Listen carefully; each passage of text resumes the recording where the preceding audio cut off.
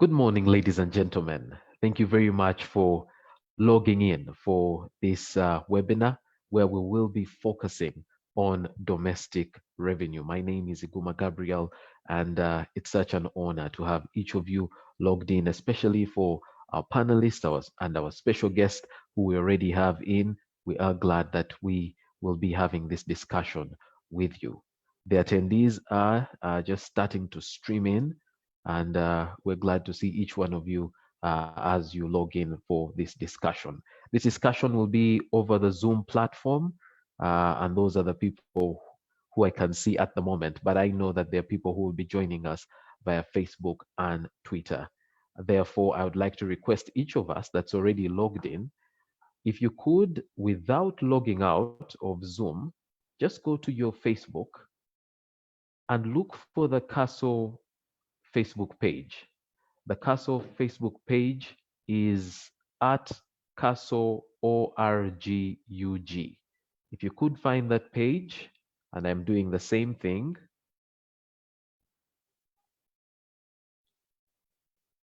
the video should be there. Yes, there it is. I can see it. If you could just share that video so that we have as many people as possible following the discussion today, because this is a discussion that we can confidently say is a matter of national concern or a matter of national importance. So let's share that. Let's share that video so that as many people as will visit our wall will be able to join into the discussion. All right, I have done that, and I hope you have been able to do that as well. This webinar is, I believe, webinar number 23 in this COVID-19 Opportunity to Thrive series, put together by the Center for Advanced Strategic Leadership, CASO. And before we go into the discussion for today, I'd like to invite Mrs. Angelina Twinomujuni to start us off with a word of prayer. Angelina? Thank you, Gabriel. Let's pray. Father, we thank you for this morning. We thank you for your faithfulness to us. Thank you for the opportunity that you give us to contribute to the transformation of our nation through a number of forums. We thank you especially for the discussion today on domestic revenue. We ask that you would give us wisdom and deposit your blueprint that would identify the best recommendations for this sector to the glory and honor of your name. We ask that you will be with every panelist, that you would give wisdom, direction, and that you would draw in contributors who will make a difference in this sector. In the name of Jesus, we have prayed this morning and believe. Amen. Amen, amen, and amen. Thank you very much, Angelina. And thank you, everyone that has logged in. I see the numbers on Facebook are growing and the numbers here on Zoom. I'm very excited about the discussion today. So, if you're joining us via social media, we'll be using the hashtags Castle Webinar and Thrive Domestic Revenue. It's important that you use these hashtags if you are commenting or if you are asking a question, so that one, it's easy to locate your contribution, but number two, so that your contribution can be picked up by the rapporteurs. Everything we're going to discuss is going to be put together into a report that will beef up the think piece that we will be benefiting from in a very short while. I'd like to draw your attention to the Q&A tab. Depending on the device you're using, it could appear at the bottom of your screen, at the side or at the top. Wherever the menus are, that's where you'll find the Q&A tab. That tab is important because that's how we'll mainly be hearing from you. That's how you mainly send us your contributions if you're logged in via Zoom. So just go to the Q&A, have your question typed there or your comment there, and the panelists will be visiting the Q&A tab to respond to the questions. On social media, Facebook and Twitter, Just comment the way you ordinarily do on those platforms, but remember to use the two hashtags, that is CASO webinar and Thrive Domestic Revenue. We do not want to miss your comment. So please use those hashtags. We shall also use opinion polls to seek your view on a number of issues. So when the opinion poll, when the poll question shows up on your screen, just read through it and pick the option that applies most.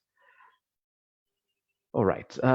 I mentioned earlier that this is uh, this is a webinar in a series of webinars under the Thrive series put together by CASO. And now I'd like to invite a representative from the CASO board, Mr. Paul Bukenya, to make some opening and welcome remarks. Mr. Bukenya, over to you. Thank you so much, Gabriel. And once again, we do welcome everyone that is joining us this morning. And indeed, so much the panelists that we have today. They will be introduced by Gabriel shortly, but in a special way to as well welcome our chief guest, Mr. John Musingozzi, the Commissioner of URA. It's a pleasure to have you here, sir, this morning as we discuss domestic revenue. Even before I jump into my comments, about 2 weeks ago, I'm sure we'll get to know, but we lost one of our critical members of the board, Professor Joseph Onyu.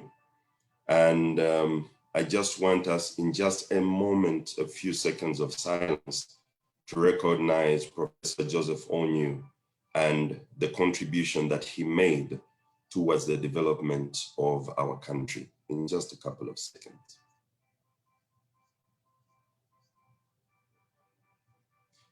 May the Lord rest his soul in peace.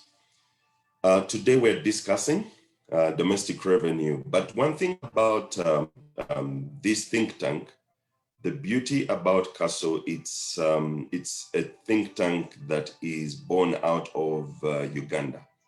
Is bred and born out of Uganda. And CASO is a child of the Institute for National Transformation. And the Institute does have what is called the Oxseed Leadership Program. Now, this leadership program gets about building and nurturing leaders of responsibility, integrity, compassion, and excellence.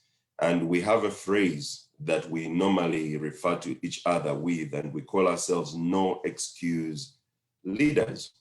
But why am I talking about this? CASO involves itself in something that's extremely critical in the development of nations, and that is the element of critical thinking. And indeed, critical thinking is the only thing that has ever changed nations positively.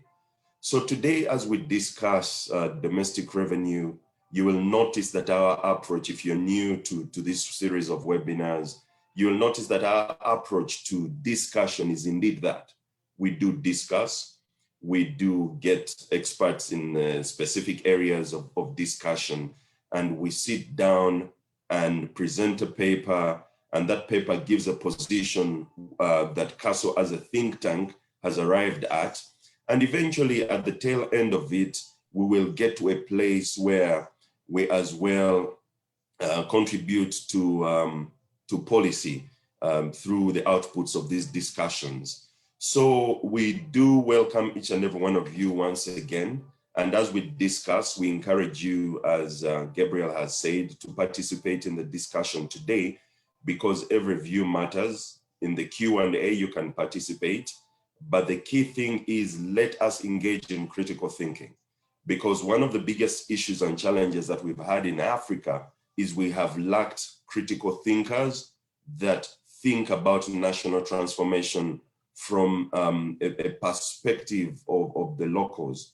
So we do have an opportunity here, which we will drive and which we will exploit to the maximum. So Gabriel, over to you, and each and every one of you, you are welcome to today's discussion. Happy discussions. God bless you. Thank you very much, Paul. And like our board chair, Dr. James Magara likes to say, let's now put on our thinking caps and let's wire our brains together and come up with something amazing for our nation. Paul did mention that we've had a series of webinars. I also said that earlier on. So if you missed any of those, after this session, you can visit the Castle Facebook page and you will find the video there. In fact, after this webinar, this video will be on that Facebook page. So if you miss anything today, or if you want to go back and revisit something, just visit the Castle Think Tank page and you'll be able to find the video there.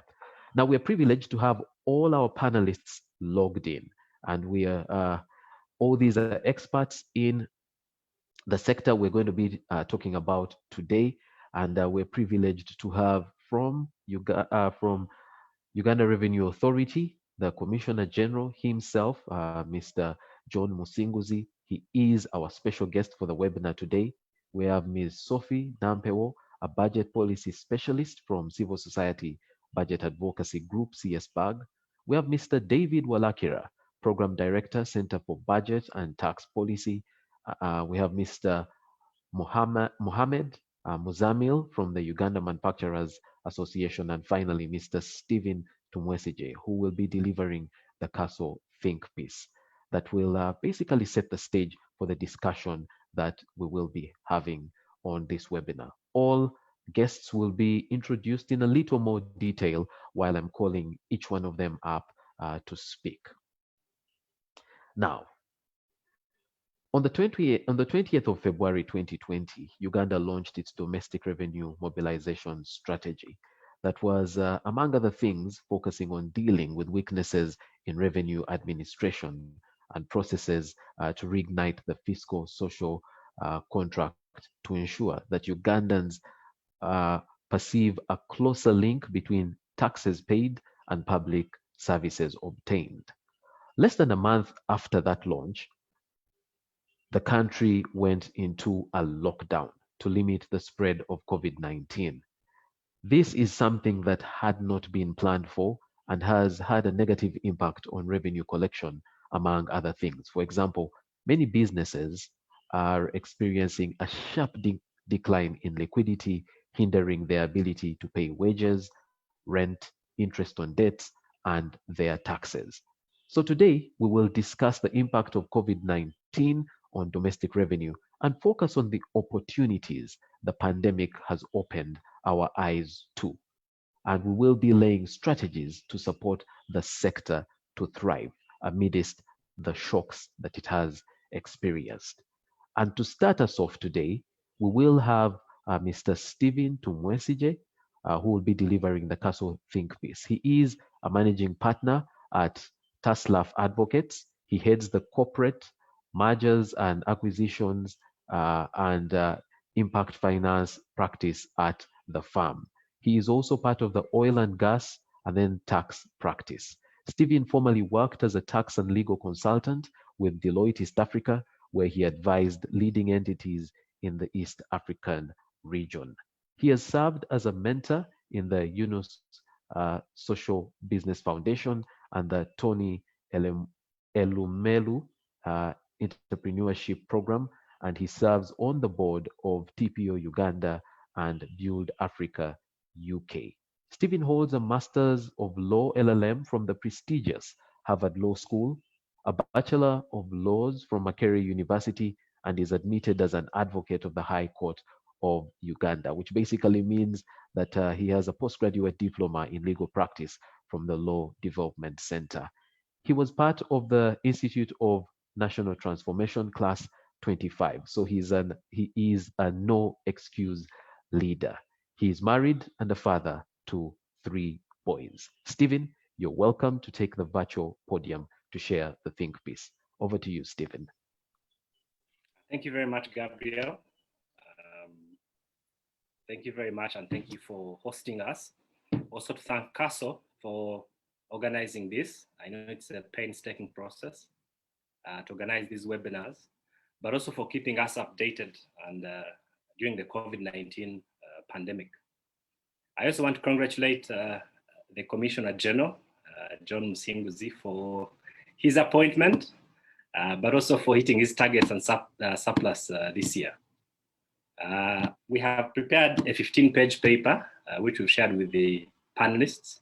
It has had input from not just myself, but colleagues I work with and also the CASO team. I will then go through the presentation as a whole. But we've reduced the 15-page paper into a PowerPoint presentation, but I'll go through it within the 20 minutes that are allocated to me, and then I'll be happy to receive comments and questions about the same. The key thing though is that we have provided references and etc. in the larger paper, which can be looked at and double checked. So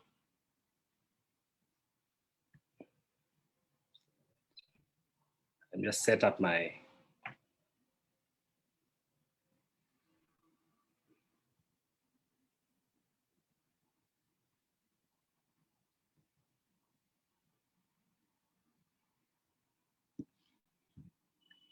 So as a way of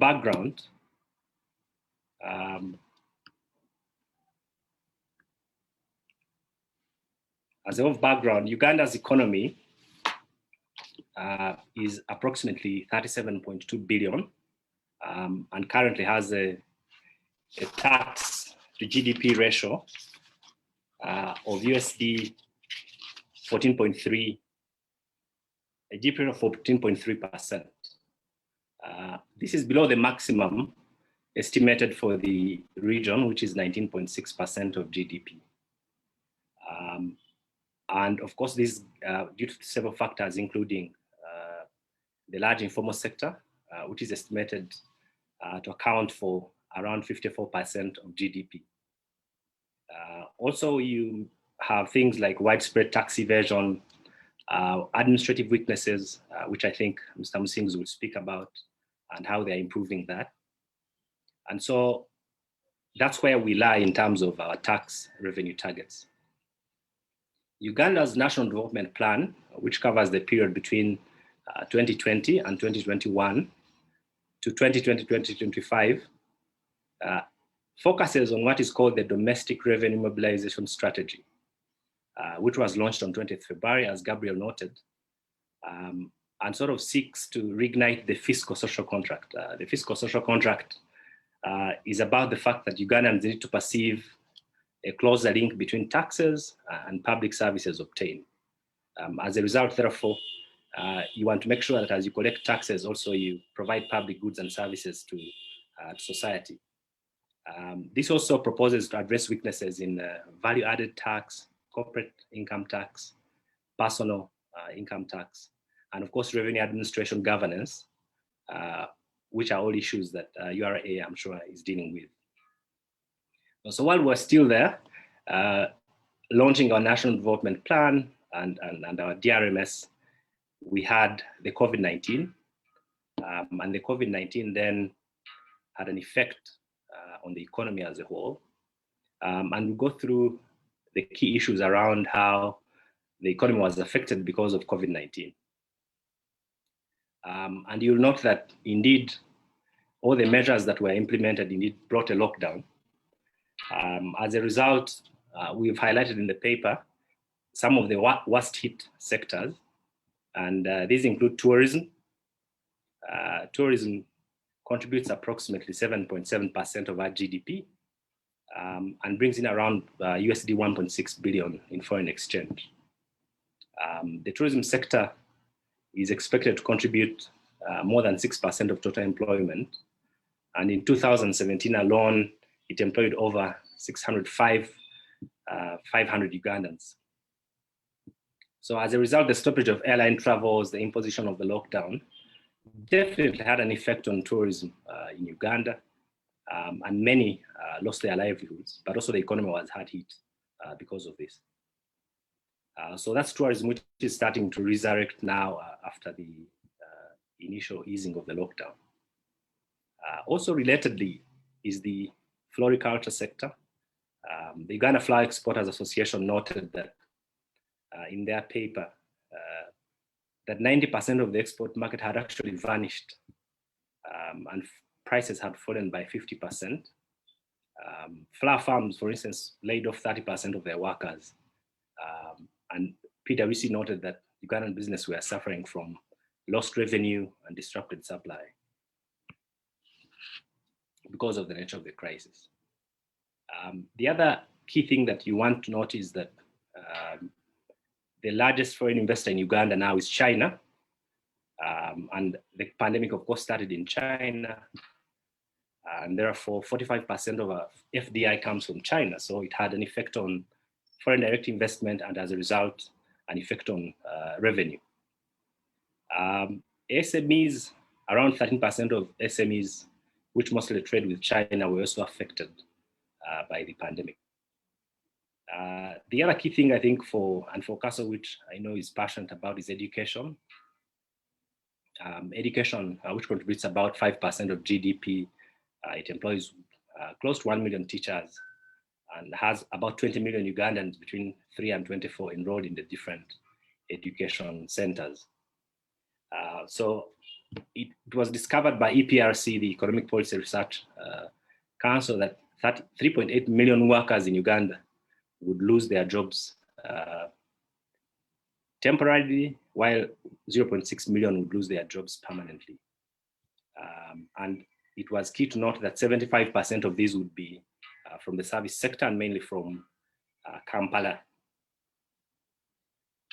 So again, so you see the effect of the lockdown on most sectors of the economy in terms of tourism, foreign direct investment, and other sectors were all hard hit by the COVID-19 and still being hard hit by the COVID-19.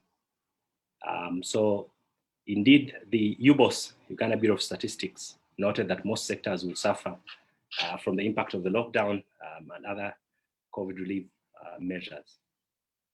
So while we're dealing with this crisis, what were the recommended tax measures around the globe? And we looked out for, I think, three key institutions which are key for tax management across the world, and would make very good recommendations, also researched very well. And one of them is the IMF, the International Monetary Fund, which recommended around 4 things, but the key among them was that revenue administrations like URA should implement a crisis management group to act as a liaison between the Revenue Administration and Ministry of Finance, which would guide on policy decisions to lead the implementation of COVID-19 measures in that regard. They also recommended essential revenue administration activities to be identified, including issuance of refunds and trade facilitation. They also advised that the management teams in that regard should continuously reevaluate the evolving situation and adjust their actions accordingly as the pandemic progressed.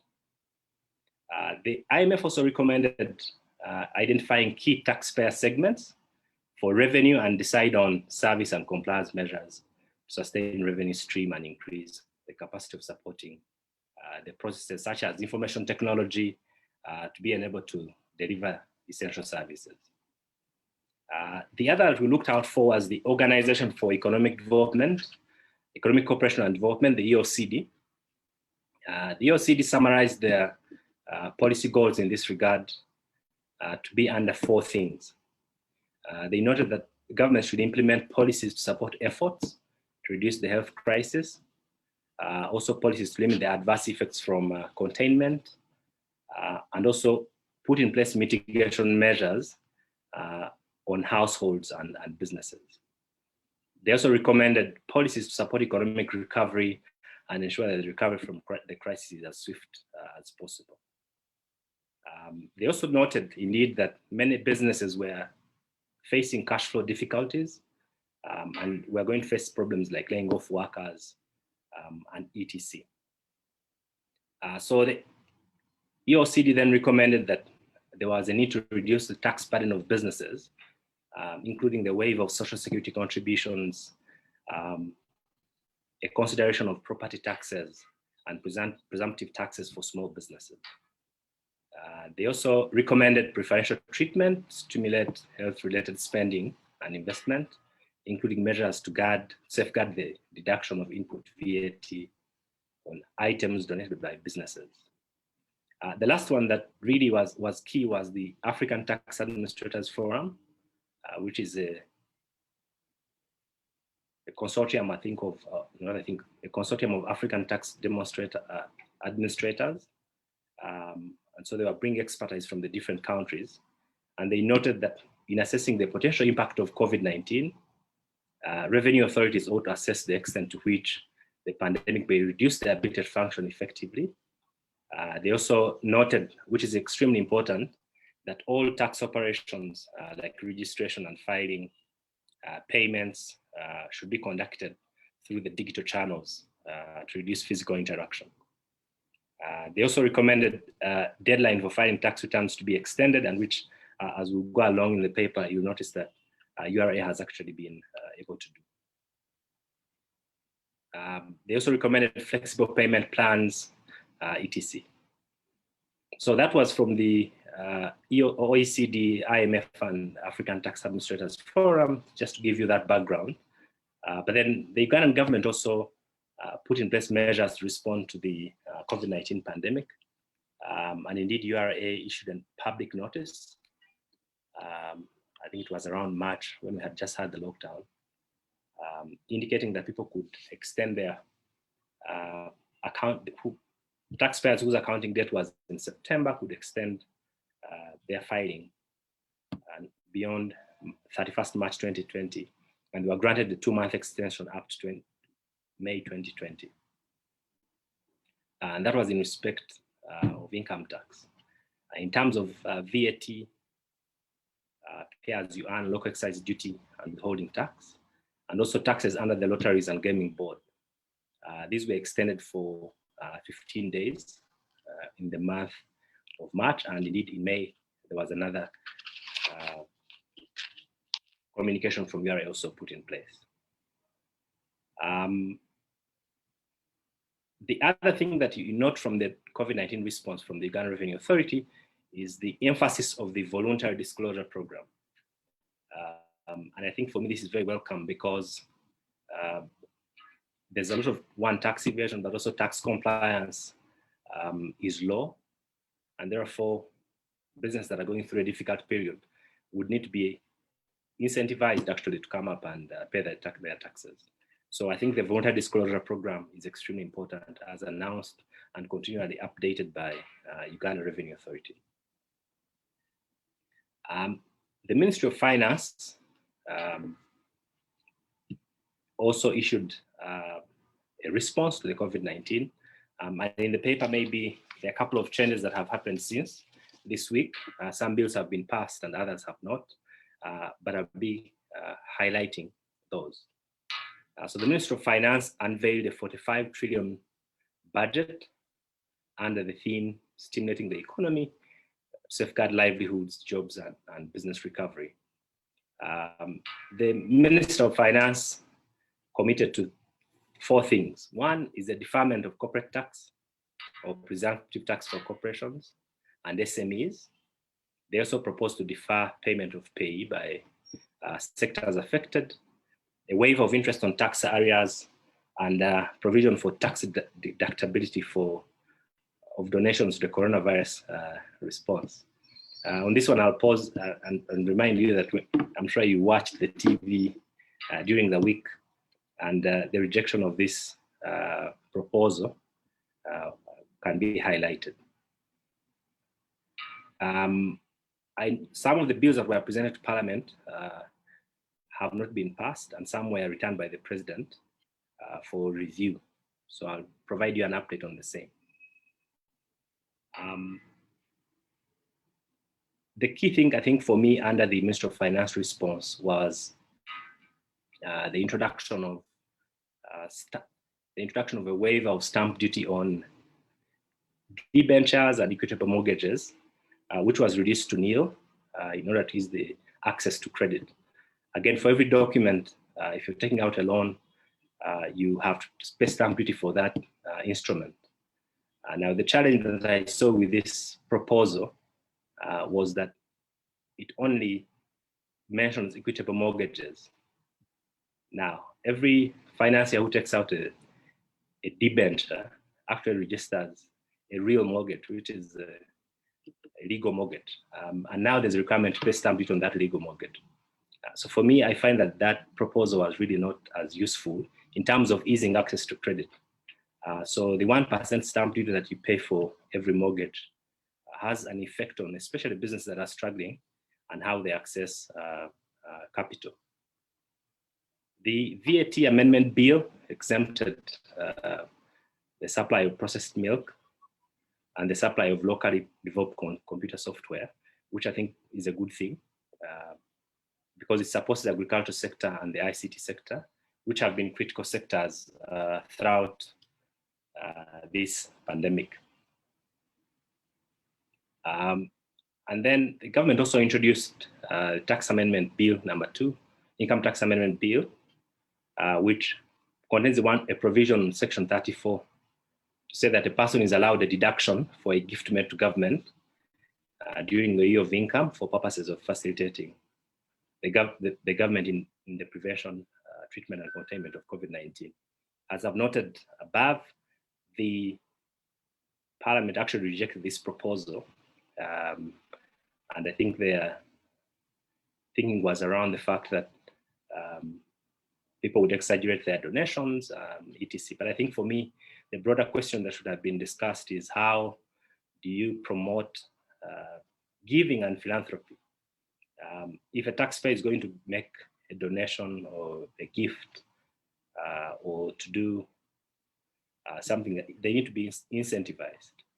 And now if you reject the fact that they can't even donate to an exempt organization like government, then it becomes difficult to promote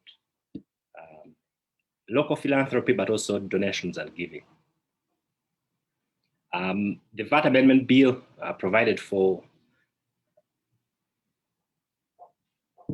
exemption on materials used during the COVID-19, and these include masks, motorized fumigation pumps, oxygen cylinders, biohazard bags, and disinfectants, which is really was a welcome measure because then the exemption allows for mass production and building the local economy.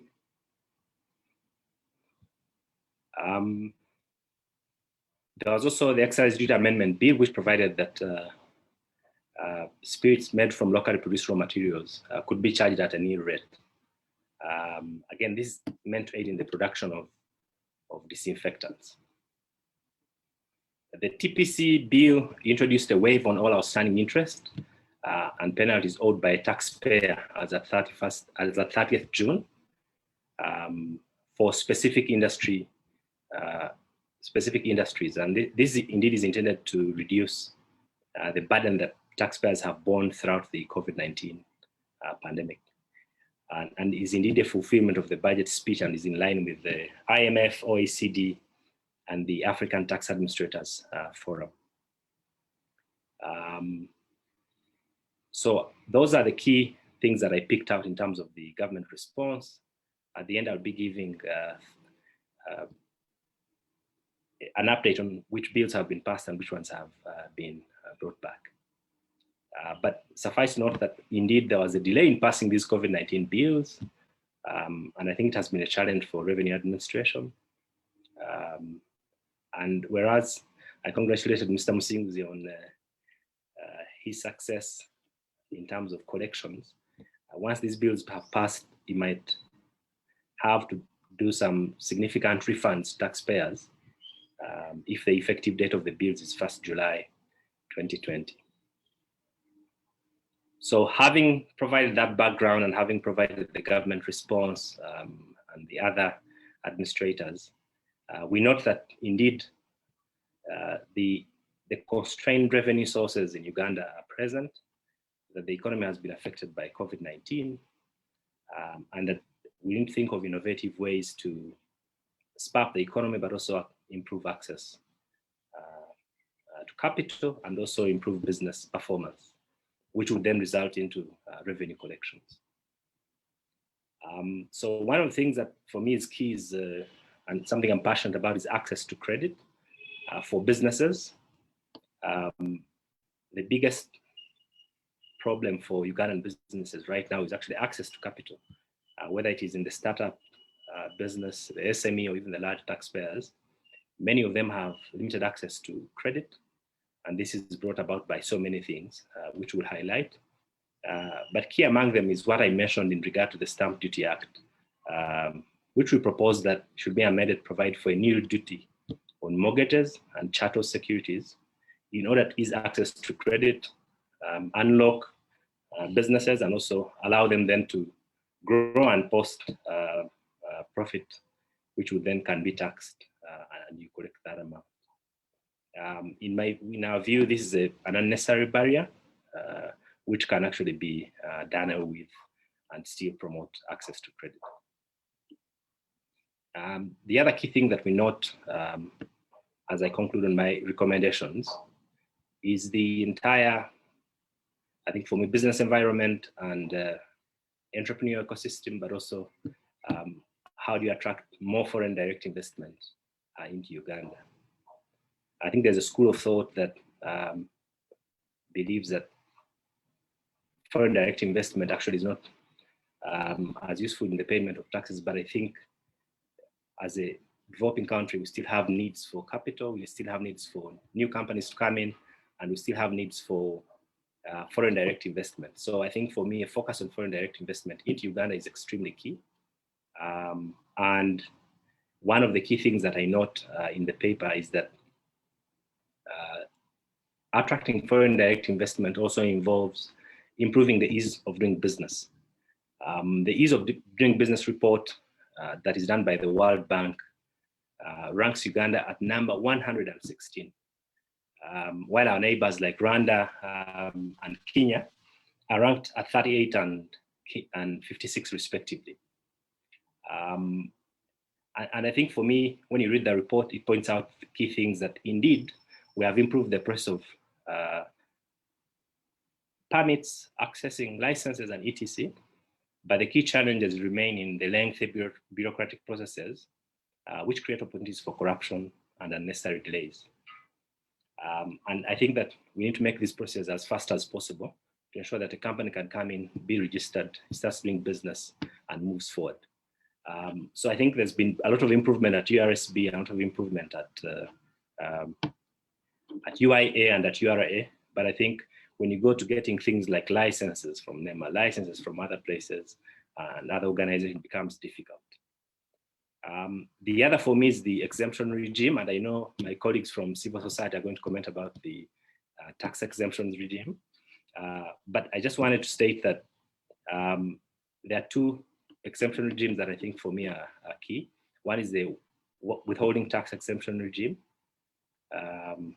which to us appears subjective and arbitrary and can be improved in terms of making it either automatic or allowing for a taxpayer to apply for it and then it is processed expeditiously.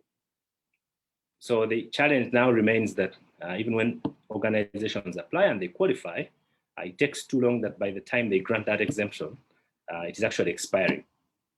And indeed, the Tax Appeals Tribunal has highlighted this in a case of the Uganda International School of Uganda versus the Commissioner General of URA, where it was found that indeed URA had unlawfully denied the applicant their status as an exempt organization. But also I'll be remiss not to mention that indeed the attraction of FDI also involves the clarification of the application of relevant laws, such as access to credit laws, and then how the courts interpret those laws. I do not want to reignite the debate on harm enterprise versus DTB, but I think the application of the law in that case is an example of how communication from our three different branches of government are meant to be synchronized. We note that Uganda now is part of the global village, and Uganda's legislation should incorporate international norms and standards so as to attract FDI. And then finally, for me, on that point of foreign direct investment, related to it is, of course, the entire entrepreneurial ecosystem in Uganda and how it supports SMEs and startups. I think that every startup and SME knows the burdens that are present with access to capital, access to procurement, access to tax clearance certificates, and even support in terms of incubation, business development, etc. So Kenya has now proposed what is called a startup bill, which will be passed into a startup act. And it is meant to spur investment growth in the tech sector. So I think that's something that Uganda should consider, such that we should not just look at how do we tax these startups and SMEs, but how do we support them to grow and in the end also generate revenue. Finally, for me on that area also is the long-standing discussion around the oil and gas sector, which is, I think, a 20 billion initial investment into the oil and gas sector, which will be around a third or more of our current GDP. And we hope that once final investment decision has been made, it is expected that many activities around oil and gas will pick up, and this can stimulate growth in the economy. We also propose a focus on new areas of revenue and emerging technologies, taxation of the digital economy. And this is one of the critical sectors of the economy that has benefited during COVID-19. But our proposal is that you want to tax more of the companies that are actually benefiting from the tech sector, rather than the end user who is a Ugandan accessing the internet. Right. We now have one. I hope you're coming to a close. Yes, I am, Gabriel. I'm right, coming to a close. So I think for me that is one sector that is key, the tech sector, and how you tax it. We've made comments on the agricultural sector and how it can be brought into the formal economy, since it's one of the winners in the COVID era. And indeed, there was a 2018 withholding tax rate of 1% for agriculture, which was introduced, but then was removed after that.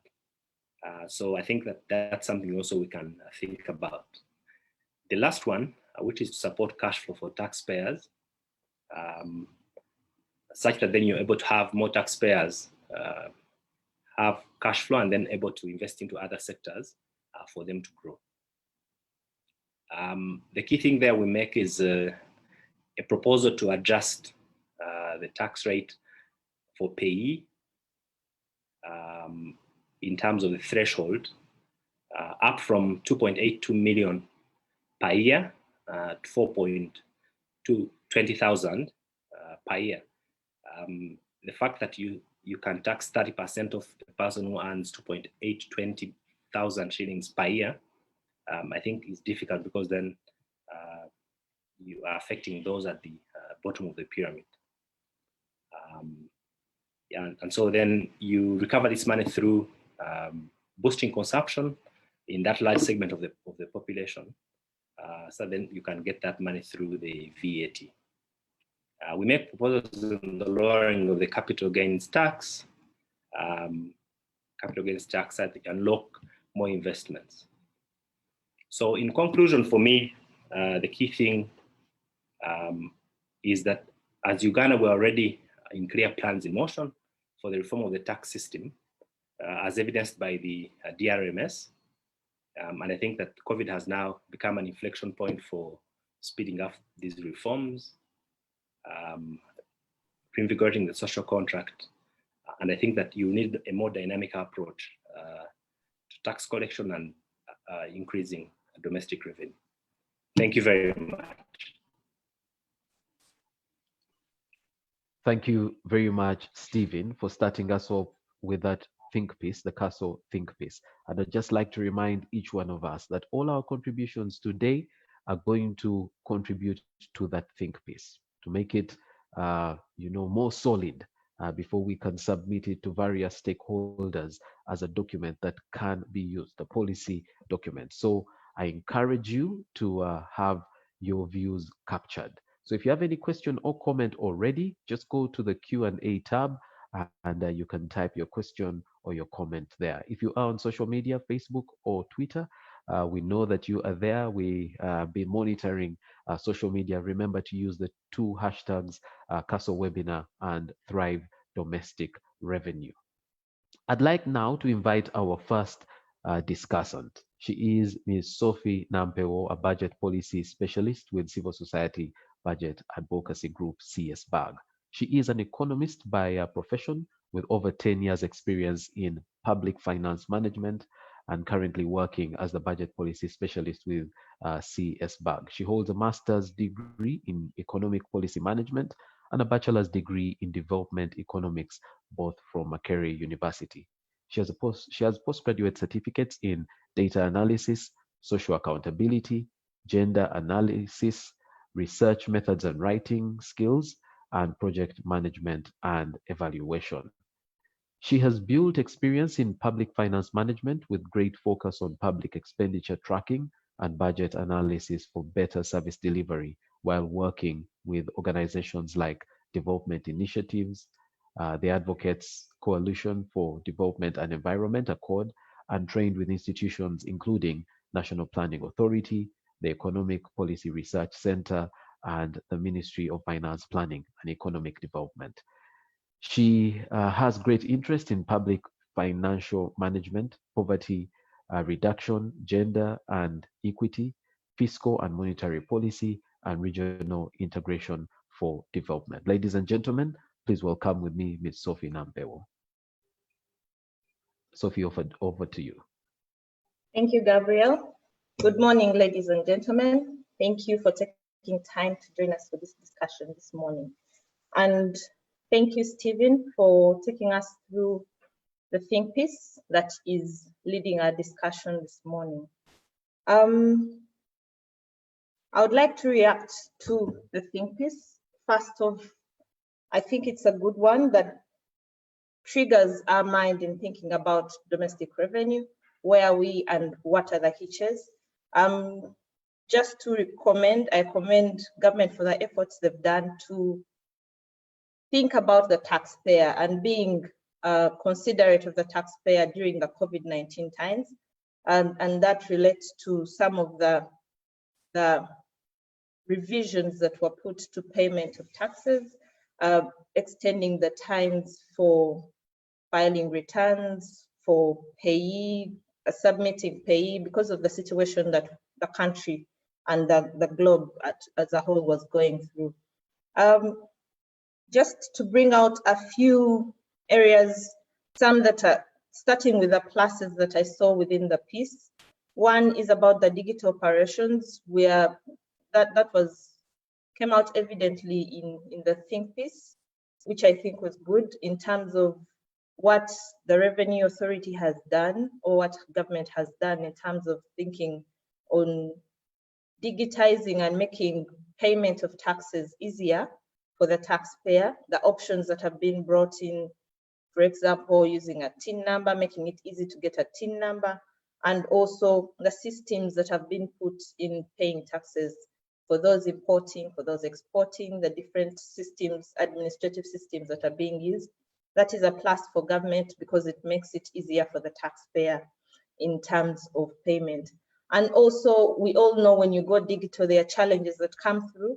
And from my experience using the Revenue Authority portal, at least, or the website, they've made effort to bring in security issues and ensure that the system is secure to be used, both for the taxpayer and also for the tax collecting body.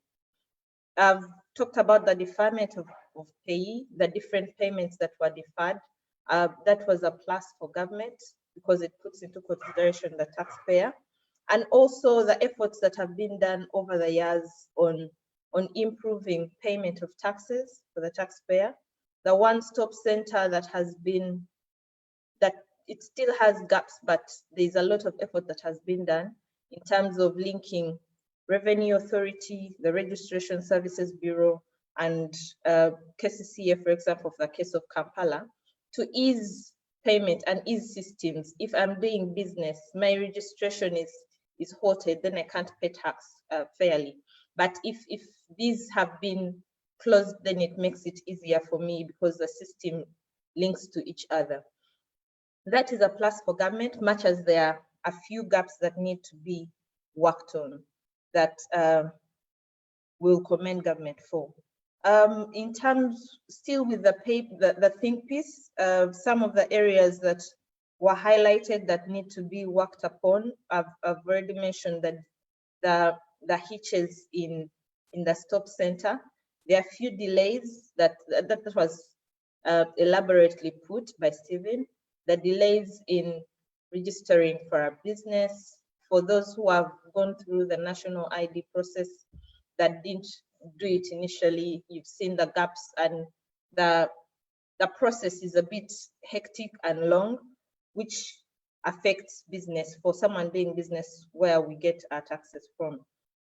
The public is still ignorant about the tax payments, which is something that needs to be given more effort to work on and see how we can have more people understand the need to pay taxes and act accordingly, pay their tax and their due diligence in terms of tax payment. The ease of doing business is still a challenge, which affects investors if we want to attract foreign direct investments. That's something that we need to work on to increase, that will in effect improve our revenue mobilization. One thing that Stephen also mentioned that I think is a plus that we should look into, that government should look into, is supporting the SMEs. Support in terms of providing, it can be technical capacity, on technical knowledge on what you need for your business to work out well, and this can relate to the informal sector. Most of them, I've come up with a business idea, the formalities are not there. That not only affects our revenue collection, but it also affects sustainability and the livelihood of this business that has started.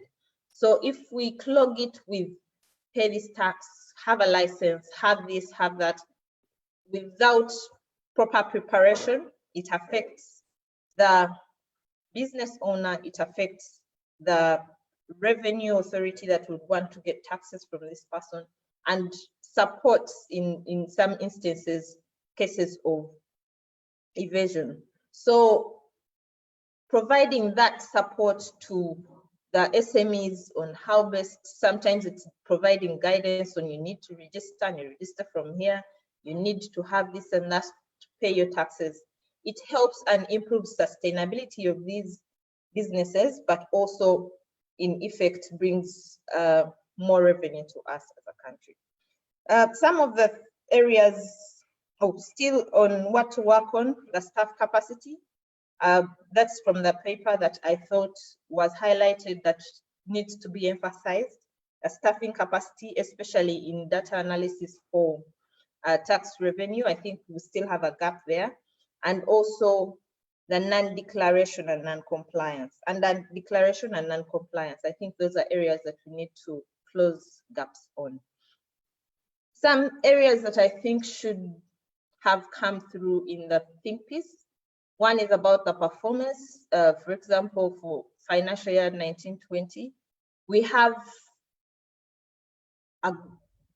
it was a year that really challenged government in operations, I must say.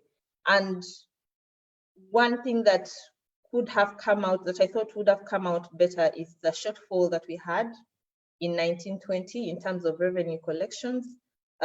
According to URA, in the last 5 months of the year, we had a shortfall of up to 2.6 trillion. That is a big amount for our revenue. And yes, much as we know the reason why we had that shortfall, I think it's good for us to highlight it and bring it out well. And some of these areas some of the areas that contributed to that, we expected to collect about 194 billion in non-tax revenue, and we only got 49 billion.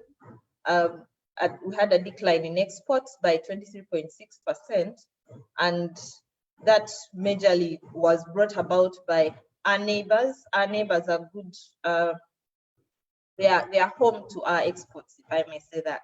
And because of the restrictions on reducing the COVID-19 spread, the closures of the borders reduced our trade up to 23.6%, with South Sudan having about 7.8 reduction, 24.7 from Kenya, and then 51.97, which I think is really big for Tanzania in terms of taking on our exports. We also saw our imports grow. Sorry, our imports grow by 6.7%, and this increase partly was from Kenya. We had a 6.35% increase from Kenya and a 5.14% increase from Tanzania. And something that is interesting that we could highlight, could be brought out in this paper is, I also was shocked when I found out this, that we had an increase of 224% in our imports from Burundi. But this was majorly to gold. We were importing gold from Burundi. But then this was mentioned earlier by Stephen, being that we import a lot from China and India, we had a bit of a decrease in our imports from those two during the COVID-19 times. We had a fall in our taxes. I've mentioned the imports and exports, but also some of the taxes that we could look into moving forward as we normalize with the COVID-19 effects are VAT on imports and excise duty and withholding tax. These were seen to be some of those that were really affected in terms of changes in revenue collection for taxes from as an effect of COVID-19. So we could monitor those and see how they improve moving forward. And so just to highlight some of the areas that we can look into going forward to improve our revenue mobilization. One is, I talked about the ignorance about the public on our revenue. We still need to increase awareness of the right to pay tax for any person. As citizens, it's an obligation for us, but many of us do not know in what areas we pay tax and how we can contribute to improve our tax collections. So this goes back to government. It still has a job to do in terms of sensitizing, in terms of informing, in terms of increasing the awareness of the public to pay tax and why they need to pay that tax. The fairness of our tax is still a challenge. We still have equity issues where we have a system, from observation, government goes with what is simple to collect. If it's easy, I'll follow this and leave out whatever is giving me a hard time, which is not what we should be doing.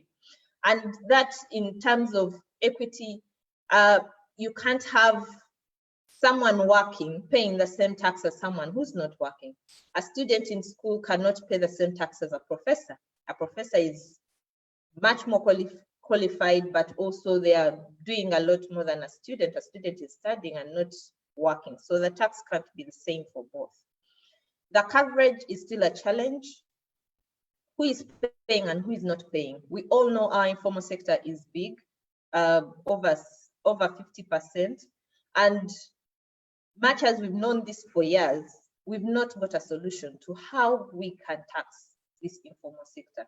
I think this is something that the government has lagged on. Revenue Authority and the other stakeholders under this should have come up with a number of solutions. The one-stop system is helping to an extent, but we still need to find ways of tapping into the informal sector and getting as much tax as we can collect. Agriculture was mentioned by Stephen, us getting 1% from a sector that is a backbone for the country is still low. And much as we need to be sensitive about how we collect tax from agriculture, not to discourage the performance of the sector, we need to think about how do we tap into the big agricultural production that is going on, the commercialized areas. How do we get more revenue from those areas and not lose out as a country? Issues of evasion and avoidance, I've talked a bit about evasion with the informal sector, but also the big firms have learned how to avoid paying taxes. And revenue has to increase its investigative channels to get more into how do I get the big firms, the big companies, most of which are foreign companies, to pay more of their taxes within the country, and we get what is due to us as a country. When we talk of revenue, many a times when you talk to an ordinary citizen about please pay your tax, the first thing they'll ask you is, what is my tax doing for me? If I go to a health center and there is no medication, if the road to my home is the worst, if the transport system is terrible, I will not be enticed to pay tax. So we need to look at the expenditure side. How are the services being provided? What is their state? If the services are better, I'll be encouraged to pay my tax. So much as we are looking at the revenue side, we need to look at the expenditure side for service delivery from government. We improve that, then we'll have more people pay tax, because I'll know what my tax is doing. If I'm paying, if I give payee, I know my village is covered somehow because there's a better road that can lead me to it, or I'm able to transport my produce because the roads are good. So we need to look at that area and see how to improve it. One last one that I can't leave out is our revenue collection system has been closed, if I may say, majorly by Minister of Finance. It sets the targets for this year. We will collect this, and the challenge goes to Uganda Revenue Authority to do the collection. It would be good to open this up a bit for the targets that are set on revenue collections, for the exemptions that Stephen talked about. This is a mandate for finance, but it can't work in isolation. It can work with other partners. We discussed how best can we collect. If it's agriculture, which areas should we focus on to collect more revenue from the agriculture sector? That means Minister of Agriculture can come in, Minister of Trade can come in to advise. So this should be more, this process should be opened up more from the Minister of Finance. And then our local revenue from the local governments is still a challenge. Yes, because of political reasons, we put away graduated tax, which was understandable, but we still need to find something that fills up that gap. Local governments are struggling. They do not have local revenue. And this, when we find a way of collecting revenue from the local governments and improve their way of standing, it can be able to support our revenue standing as a country. Then for the informal, in terms of sustainability that I talked about, supporting the SMEs, there is a need to look into how do we improve social security for the informal sectors that will improve their standing. During COVID, we've seen many companies, many businesses going down, and many will not be able to get back up.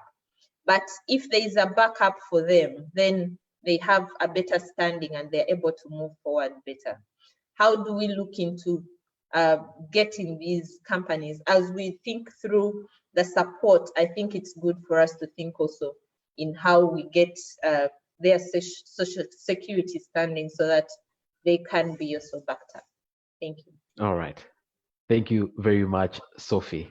And for the panelists coming after you, if you have taken their points, well, I feel sorry for them, but thank you very much for sharing those insights with us. All panelists, Sophie has actually put a question that I hope each of you can respond to, because we really need to come up with innovative ways of taxing the informal sector. Year on year, we say Uganda has a large informal sector, but what strategies do we have to tax that informal sector? because just pointing out that it's large and not benefiting from it or coming up with ways of getting the informal sector to support the economy does not do us any favors. Again, thank you very much, Sophie. I'd like now to call for the first poll question. Participants, you will see a poll question appear on your screen. Please read it and pick the option that applies to you best. And the question is, what is the greatest frustration you have with paying your taxes? What is the greatest frustration you have with paying your taxes? Is it one, difficulty in using the online system, unfair assessment, URA's failure to close issues, that's harassment on the same issue year after year, unfriendly URA staff, and reluctance of URA to issue tax certificates? Those are the options. Dear panelists, I can see some of you are trying to vote. I should have informed you, the panelists are part of the observer team. So we are not participating, we are only viewing, and in a few seconds we will see what the participants have picked as the option that applies most to them, the option that their greatest frustration with paying taxes. At the moment, 64% are saying unfair assessment. I will let you know, I was also tempted to vote on this one, but unfortunately, I also can't take this poll. So I'm also an observer. All right, I think we will end this in a few seconds. Let me just give some more time for more people to vote. What is the greatest frustration you have with paying your taxes? Unfortunately, I don't think you can pick more than one. So just pick the one. The word there is greatest frustration. So your greatest frustration.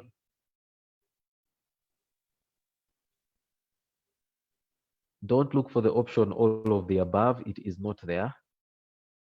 Okay, I think let's end it there. So we have 65% saying unfair assessments are the greatest frustration they have with paying their taxes.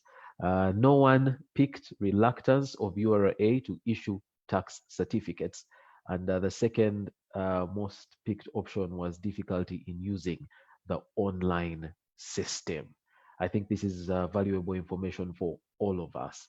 Thank you very much for taking that poll. I will let you know when we have the next poll question. Those on Twitter, I hope the poll question did appear on your screens. If it did not, just please scroll. You will be able to find it because we're making sure that we post the poll question on Twitter as well.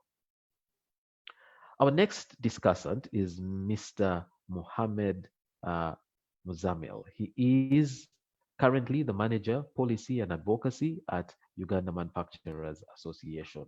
He's an economist, researcher, and a policy analyst by profession with a master's in economic policy management from Makerere University. He's a member of 3 standards committees at UNBS and a member of the Uganda trade delegation to the East African and African Continental Free Trade Area.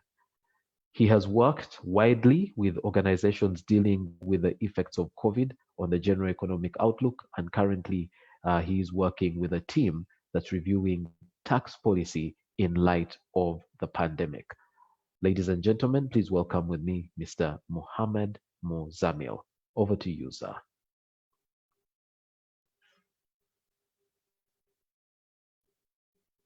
Mohammed, you're still muted. If you could unmute your microphone. Excellent. You can now go right ahead. Thank you very much. Thank you very much, Gabriel. And good morning to all participants. Well, I've listened in to the third piece, and I really wanted to start from that angle. And then, of course, I'll also pitching on Sophie's submission as well. Well, about the piece, it's a very good one, and it was such an eye-opener and a teasing one. I like the bit about the statistics in there and the proposals that have been put forward by the presenter in there. Now, I just wanted to react a little bit on a few challenges that are being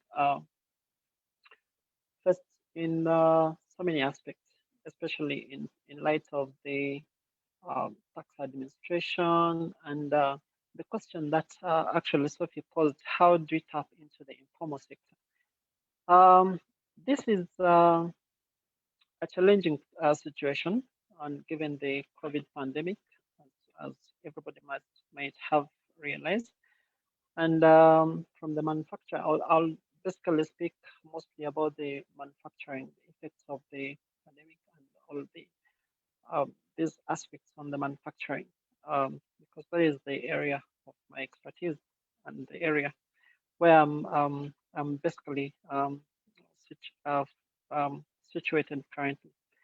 And first off, I would say that the issues of administration of tax have really affected the operations of manufacturing. And I would commend John for the efforts that have been done so far with the open door policy that he has instituted.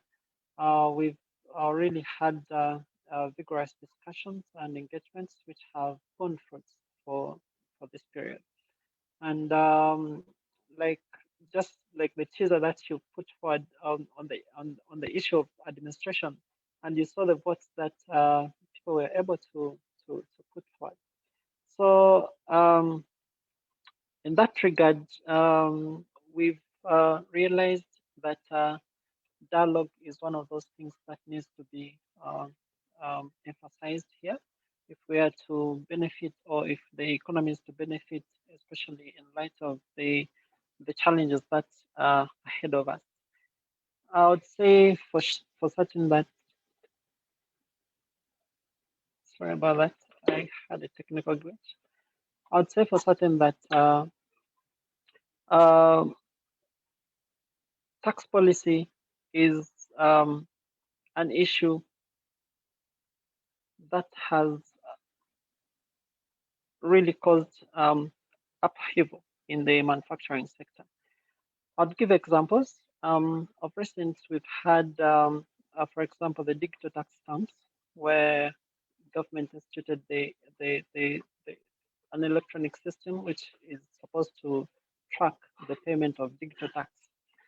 However, in the law as was set, it reflects how in enforcement, the manufacturer is supposed to actually bear the burden of buying the stamps, for instance, that somebody has to bear the cost of government being able to actually realize what is due to them, which was a little bit of an issue, or which has caused issues, especially in the manufacturing fraternity, where people who are producing excisable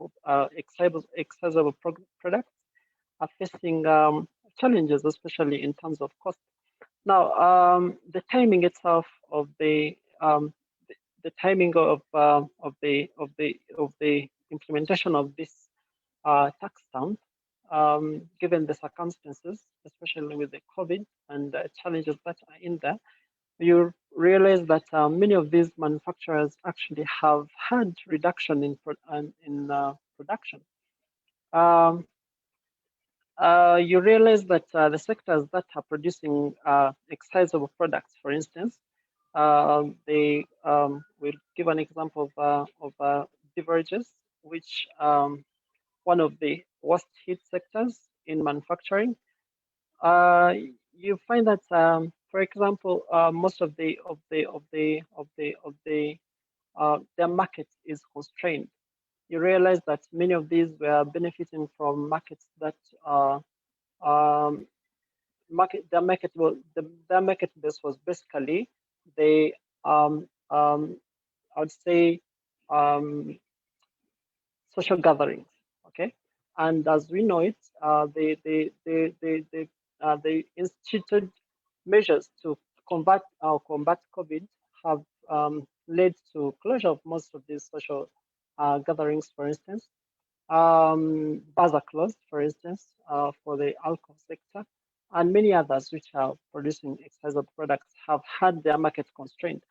And if you increase the cost on their production, then in a way you're creating a barrier for them to be able to survive the COVID pandemic. So that is part of the tax administration challenge that has been faced by the manufacturers. I would say for certain that, for example, currently production is just recovering. During the period March to July, March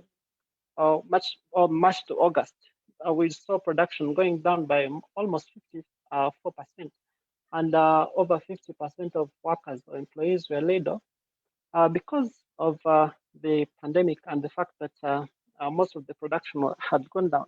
Now, the mere fact that government was bringing forth tax measures which are in a way increasing cost, or which in a way deterrent to production, it was really a bad precedence on the part of government. However, I would commend that for some reason, government has been able to listen in with the other tax measures, digital tax measures, for example, the IFRIS. We've had a very good engagement with the tax body, the URA, and so far things are moving smoothly. And we're seeing many of our members, or many of the manufacturers, trying to put forth the challenges, and they're being resolved in real time. So these are some of the things that need to be done in order to be able to increase compliance, for instance, and being able to benefit from the tax, the government benefiting from the tax while not necessarily constraining production. Now, I would say that I wanted to drill a little bit into the how bit of tapping into the formal sector. I would like to disagree a little bit about the statistic that was provided by the formal statistic that is put forth, the 54% that is being said that our informal sector is only 54%. I would say for manufacturing alone, we have over 67% informality. That we have so many people who are producing products within their background, their backyard, in garages, and so many other areas. And the figure of 54%, I don't know, I'm just trying to find how this figure has been put forth, but our informal sector is bigger than 54%. And when you look at the people who are operating informally, generally within the economy, look at the sellers, people who are operating shops, people who are operating along the roadside, okay, people who are moving along with the hawkers, for instance. This is a very big, a big number of people who are operating within our economy. And the figure 54% needs to be revised. We need to look at to re-evaluate that figure. But moving forward, we try to put forth a number of proposals that could help us to realize more revenue. And I think since this is a think tank, I'd wish to put forth some of these proposals that maybe could be picked up on, could be picked and put into our general document. Now, for starters, I would wish to iterate that going digital is the way, or is the best method, or is the best approach. That we need to go digital to be able to realize more revenue. I'd say, for example, that we have a platform, one of the best tools that we can use, but for some reason, we've not been able to leverage on it.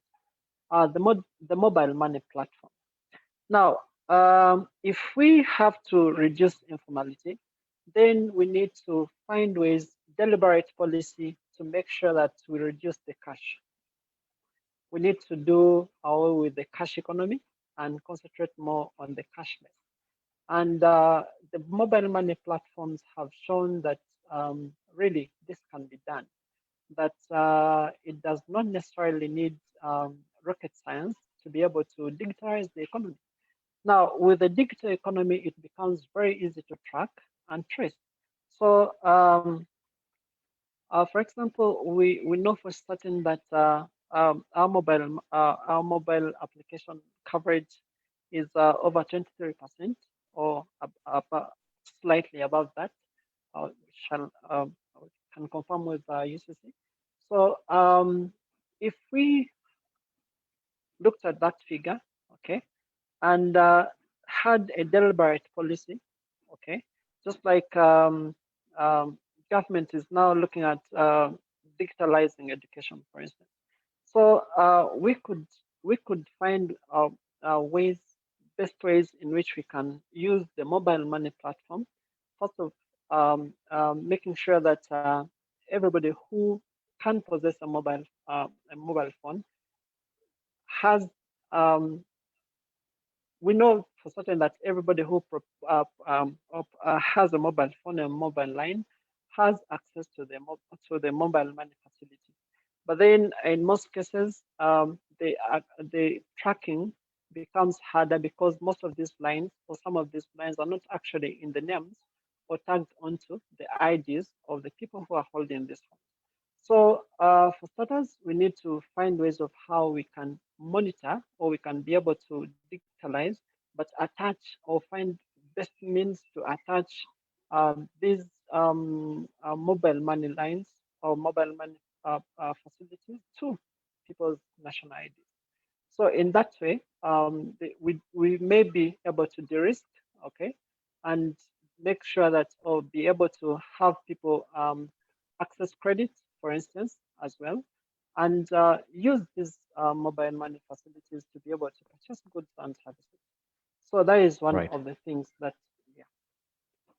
And then lastly, for me, I will not dwell so much.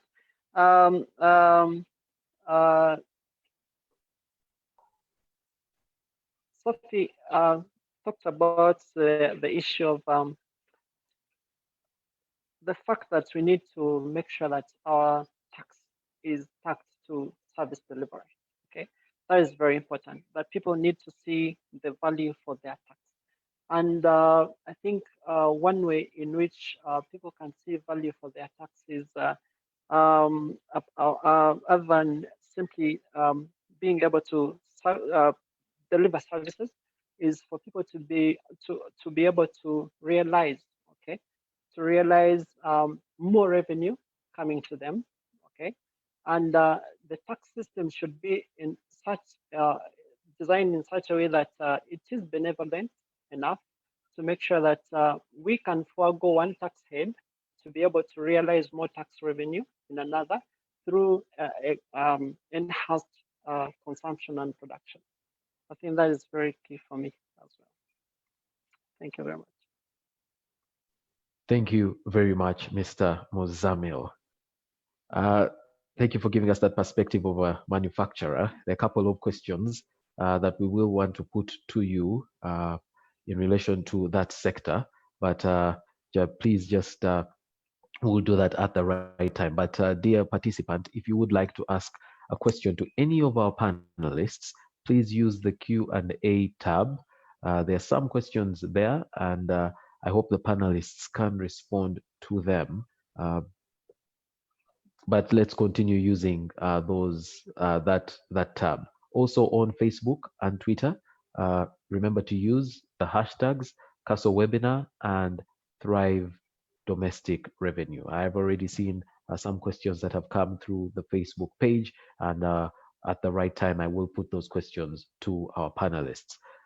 I'd like now for us to have our next poll question before I invite our next and final discussant before we can have our special guest. Our poll question is, in your opinion, which sector do you think contributes least to domestic revenue? In your opinion, which sector do you think contributes least to domestic revenue? Someone has already picked Parliament even before I read the options out, but okay. The first is agriculture, the next is entertainment, religious institutions, Parliament, and then real estate. In your opinion, which sector do you think contributes least to domestic revenue? The options are agriculture, entertainment, religious institutions, Parliament, and real estate. I will tell you that for now, entertainment and real estate have not been picked by anyone else, by anyone. So that basically means, according to the participants, entertainment and real estate contribute quite a bit. At the moment, Parliament seems to be the least contributor, according to the participants. And coming in right after Parliament is religious institutions and then agriculture. I will allow a few more seconds before we close this poll. I also observe that we have more people responding to this poll than those that did to the first one. I will read that one more time. In your opinion, which sector do you think contributes least to domestic revenue? Is it agriculture, entertainment, religious institutions, Parliament, or real estate? All right. I think let's end it there. These are the final results. 52% of the participants say Parliament contributes least to domestic revenue. And then we have agriculture and religious institutions tying at 24% each. Entertainment and real estate have also tied at 0%. So nobody chose those options. Thank you very much for taking the poll. We have 2 more poll questions, but right now, I would like to take this opportunity to invite our next discussant. He is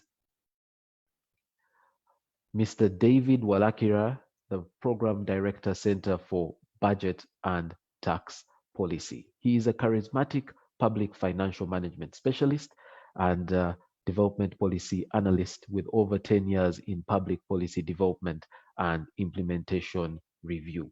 He works to improve social development outcomes in health and education through targeted engagement with all relevant stakeholders like government, development partners, private sector, CSOs, and the community. As Director, Programs at the Center for Budget and Tax Policy, he's passionate about sustainable financing for the desired development outcomes. To this end, he has participated in stakeholder discussions with the IMF on the structure and key areas of the current domestic revenue mobilization strategy. That's 2019-2020 to 2023-2024. He has supported URA initiatives to popularize the annual revenue measures and garnered support for their compliance. David has also represented civil society organizations on the Budget Transparency Initiative Steering Committee Working Group and also presented status reports at public expenditure management committees and committees of government of Uganda. Internationally, he has developed topical papers on sustainable development financing, and he has had them presented at the spring and annual meetings organized by the IMF and the World Bank in 2017, 2018, and 2019. David holds a certificate in tax policy, fiscal analysis, and revenue forecasting from Georgia State University, Atlanta, as well as a master's degree in economic policy management and a bachelor's degree in economics from Makerere University. Mr. David Walakira, you are very welcome to make your submissions. Thank you so much, Gabriel. Viewers, you forgot to say, Gabriel, that I'm a husband and a father to 2 so far. Yeah, that's very critical. 2 so far. Still counting. More taxpayers to come.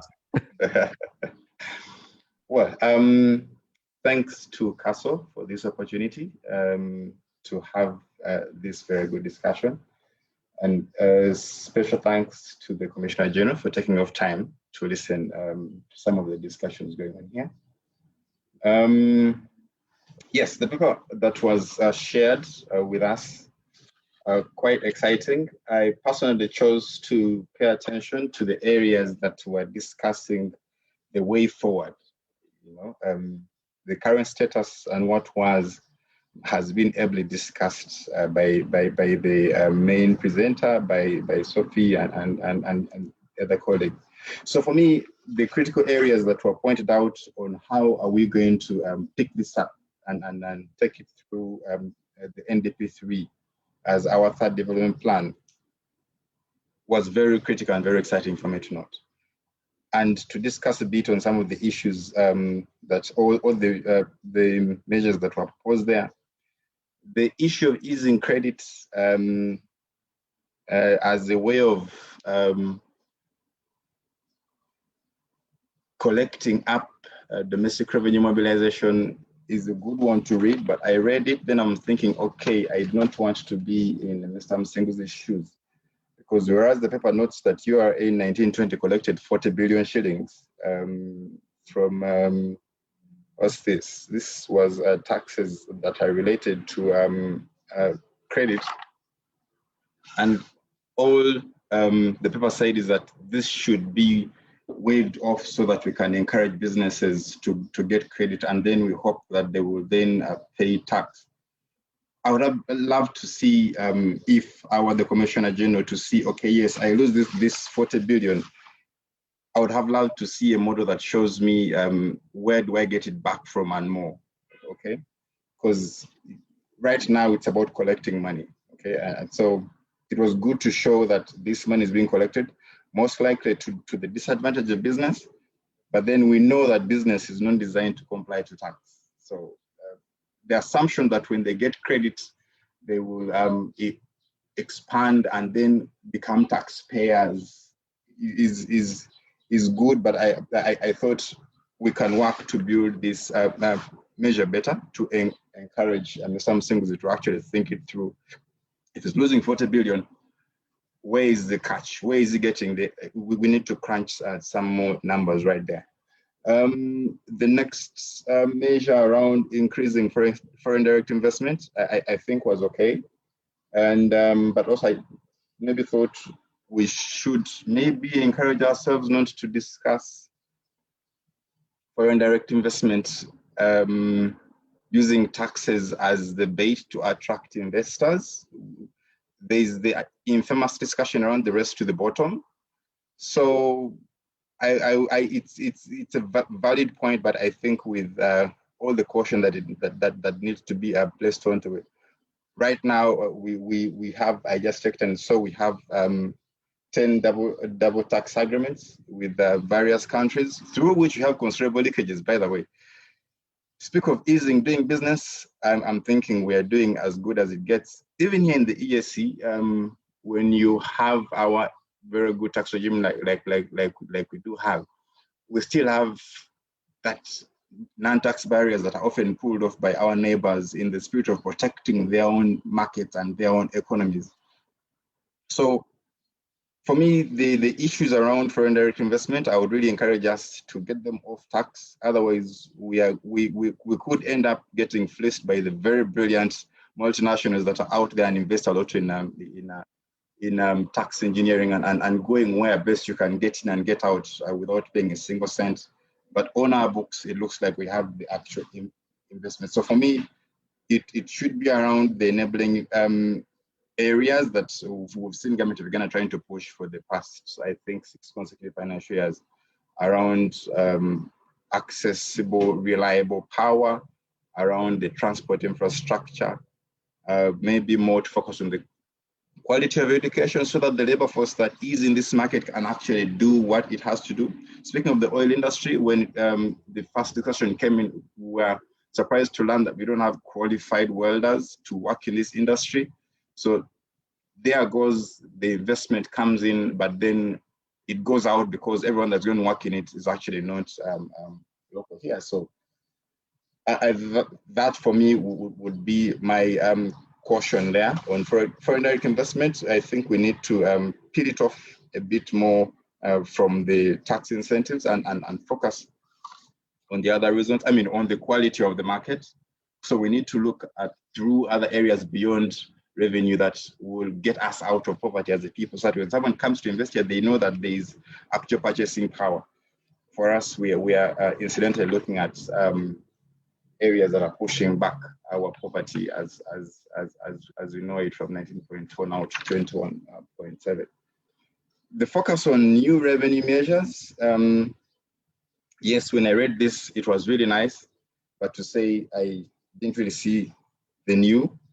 The paper talks about the digital economy for taxation. This, in my view, wouldn't come to us new. We've had the digital economy for some years now. So maybe we need to think through new, maybe in the sense of when you want to construct a road from point A to point B, you actually have an infrastructure tax and say, okay, guys, instead of borrowing these millions of dollars from country X, I mean, China is our new darling, from China, for example.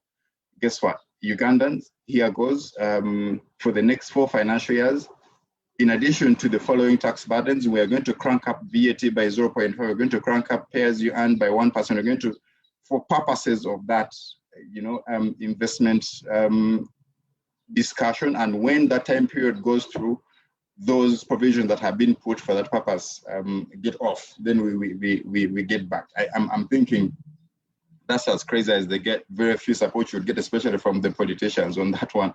But I mean, we need to get that creative to see how this, and this has actually been done in Ethiopia, so it's not that ludicrous an idea on how is to get money, because the point is we need revenue for a reason, okay? And if the reasons that we need the credit for appeal and actually are what the Ugandan does agree to, contribution shouldn't be definitely a challenge. Support cash flows for taxpayers. This for me is still a very good one, but cash flow for taxpayers as a way of helping us get more revenue in. I didn't see through the links to how this is going to come through and how this is going to ultimately deal with our key challenges of the taxpayer bracket still being quite low. The informality that has been talked about, the evasion and avoidance that has been talked about. Yes, so then what is it that we need to be thinking about? Post-COVID, I'm not sure this revenue discussion in my view should be about post-COVID. My guess is whether or not we had COVID-19 come through in the last quarter of 2019-20, we still have revenue mobilization challenges to speak of, and indeed that's how the domestic revenue mobilization strategy comes through. It's a document that has tried to synthesize the context of the country in terms of revenue, the economy, because revenue is definitely related to the performance of the economy, the various taxes, the structure of our tax, and indeed comes up with some very critical, and I think for me, I would really encourage the Commissioner General, which I know he's doing, and his team to, and the related agencies to get the domestic revenue mobilization strategy and actually try to see the discussions in there. There's ideas, some that are actually already being done, and others that can be done with the right setup of the political economy. And I think we'll definitely get there. So first off, to get in domestic revenue, I think we need to let us know as Ugandans that we have the responsibility to pay for our desired development outcomes. Where there is a clear lack of understanding of that basic concept of the good things we want to have speak of it, the medicine, the schools, the roads, the public transport, the first responsible person for that is us, the citizens. So then for me, I think we need to have an increased demonstrated commitment of the political leaders supporting taxation. Sophie spoke about when we lost the graduated tax. It is quite sad that it was on a campaign trail when that tax head went off. We have not recovered. The local service tax that was put on there to try and cover up for that gap has barely done anything to bridge the gap that was caused by that tax head that was let go. So for me, we need to have a critical buy-in because, and how this is observed that the people that are in Uganda today do not appreciate that they contribute to their service delivery. They will seem to be begging for services from government. We go to hospital, and in my view, the infamous saying, "Sabagamete tuyambe," is one of those that illustrates that Ugandans have not yet appreciated that one, they do pay tax. Okay, so VAT, as discussed with its pros and cons, garners in more money than, you know. So you're going to consume, you're going to pay tax. So we get to a point where you say, I'm getting a service because I've contributed to it. The social fiscal contract will get strengthened with the awareness and the critical mind that I am a taxpayer. And we need to bring back the pride that used to come through with men back then that used to carry a graduated tax ticket. To date, we need to find pride in paying tax. I am supposed to be able to know, I don't know if this is possible, Commissioner General, but that is there a way in which I can find out how much tax as a Ugandan I've paid in a year, so that I can say, oh guys, I think I've contributed to Uganda's development. We need to find incentives to want people to contribute. And it was actually quite funny how small things that can actually incentivize us to pay more, just to show that I've paid, even if it's 10 million shillings in a whole year in tax. I'll sit back and pat myself on the back and say, okay, yeah, maybe I can do more. Maybe I can contribute in much better ways. So this for me becomes critical because we know that for the problems of tax administration, however smart it gets, if the people are not convinced that they are in this together with the administrators, we shall continue asking for more tax audits. People will get more creative ways of actually avoiding and evading taxes. They will spend in the billions to refuse to pay in the millions. Ironical. So that becomes something critical that I think for me, and the URA has attempted to do this on a number of occasions. The Taxpayer Appreciation Week, I think, is one of those, where they come through to say thank you for paying your taxes. It's a campaign that I like, but it's a campaign that I think I definitely don't have access to assessing its impact. I'm not sure it is doing any change, because who are the taxpayers it does focus on? Most likely what they call the high end, those that are paying the billions. But tax paying should be on individual basis. And this is why we're going to tap into the informal now. Gabriel asked the question, how do we get the informal in? If we continue creating the impression that taxpayer equals company, taxpayer equals, I don't know, name all the multinationals that are paying tax in the billions, the Ugandan then begins to believe they don't have a role to play, sadly. So, and this is reinforced with some of the political discussions that keep going through about asking everything for free that government is going to give you, which I think, again, for me is part of the problems that makes DRM hard. Right. You want also to think through ways to promote formal employment of the youth. When you say that company X or organization Y, on your wage bill, the proportion of your pay as you earn that should be, or that is attributed to the youth gets either a tax credit or a deduction. So what you do is that you encourage people to employ young people, okay? And in our demographic as a country, this is who we are. We are a young country. So these youth definitely you will lose on the individual, lose in quotes on the individual pay as you earn rate, but in the volumes, you actually get them now. And of course, a youth with 1,000 shillings is a youth who is going to consume. They will pay VAT, you know? So you have to, I think, have it alongside that, but also the other apprenticeship funds that we have around the discussion of the Emyoga is something that maybe needs to be more institutionalized than it is right now. It has potential to support business growth, and obviously gives us some of the benefits that we need from taxing, but needs to be institutionalized. But I think for me, again, we can think through linking compliance to tax payments with relicensing of traders and service providers. All right. To date, I think it would be critical for one to learn that before I go back to renew my license, I need to at least have to demonstrate that I have been complying. I know it's a bit of a 50-50. So someone could think, okay, let me get in this one now that it has come in so that I don't chase it out. But it does encourage the culture of evasion and avoidance. The next, I think, area that we could look at that would help us definitely is stabilizing the tax policy and adopt more consistent tax regimes.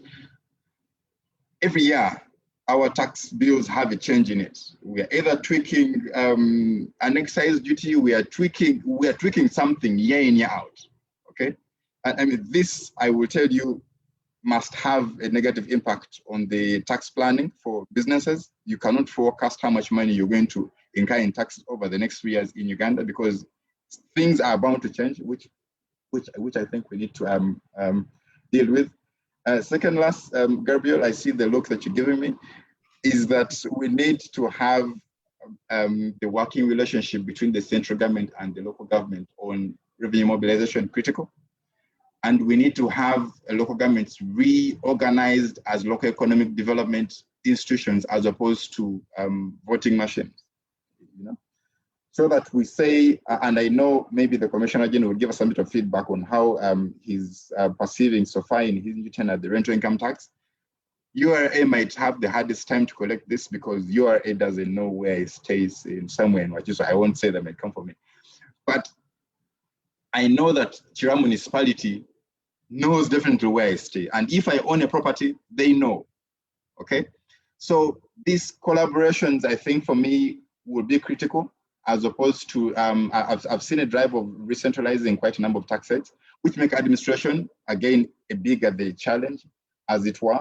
So right now we're at about 1.7% of the value collected in terms of tax administration. I mean, the OECD countries that we look out for at 1% or below of that. So for me, that collaboration will definitely help us deal with that, but also the interagency, part of the background papers for the revenue mobilization strategy highlighted disconnect between agencies, the corporations, between the KCCA, URA, NSSF, in terms of just synchronizing the tax registers, the Local Government Finance Commission.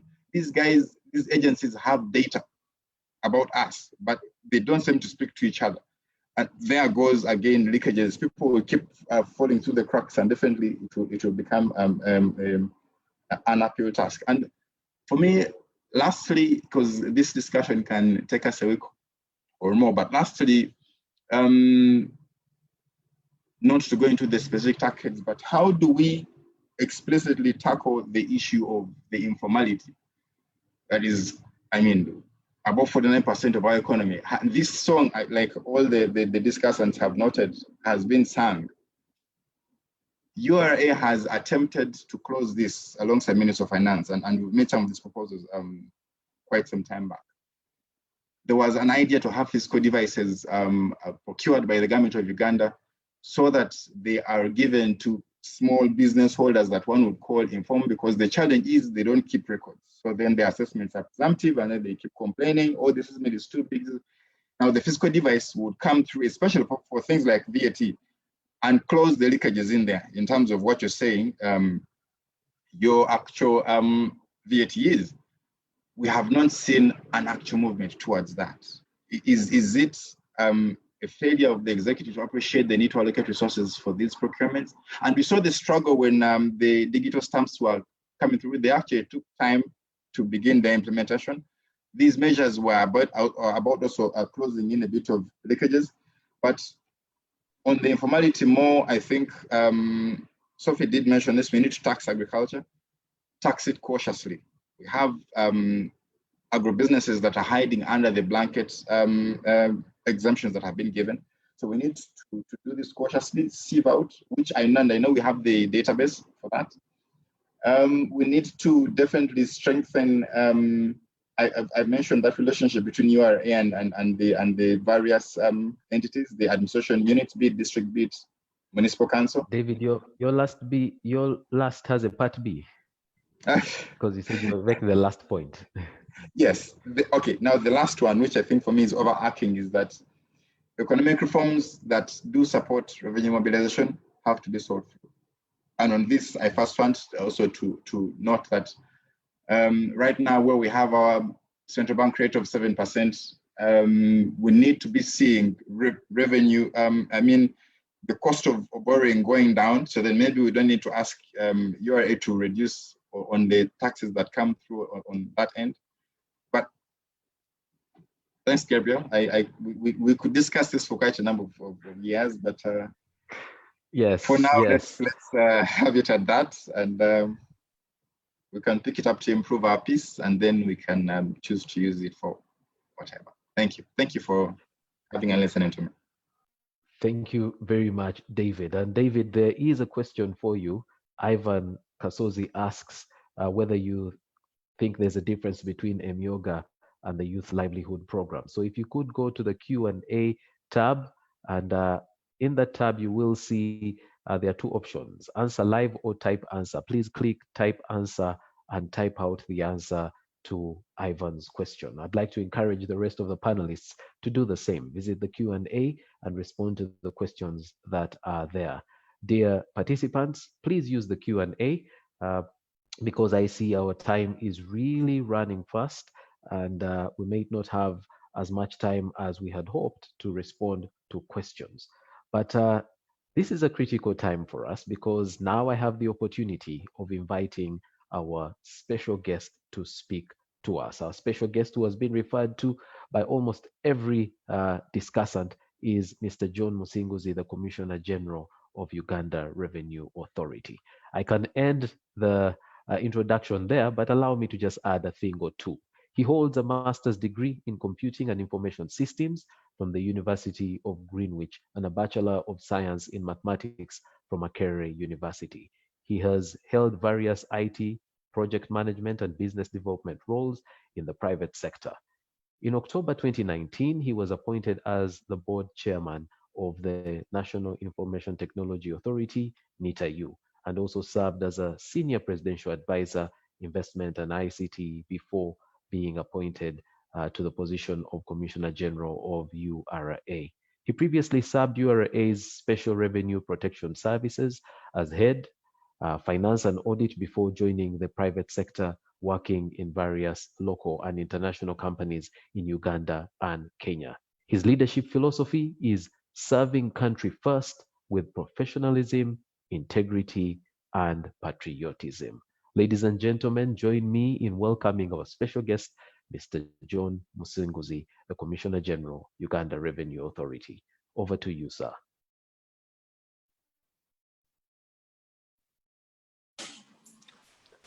Thank you very much, Gabriel, for that very kind introduction. My colleague, members of the panel, our dear listeners, good afternoon, good morning, ladies and gentlemen. It's a great honor and privilege for me to join you this morning in the CASO webinar, which I'm attending for the very first time, but I must say that I'm thrilled. I'm extremely excited to see the quality of discussion that takes place on this forum. And I want to start by appreciating the Center for Advanced Strategic Leadership as well as the mother organization, which I know a little about, the Institute for National Transformation, for the great work and vision in organizing these kinds of debates, and more especially to thank you for thinking about domestic revenue mobilization, which is the discussion we are holding today. Let me also thank the presenter for the think piece, Mr. Stephen Tumwesije, for the excellent work done in presenting that brilliant paper on domestic revenue mobilization post-COVID.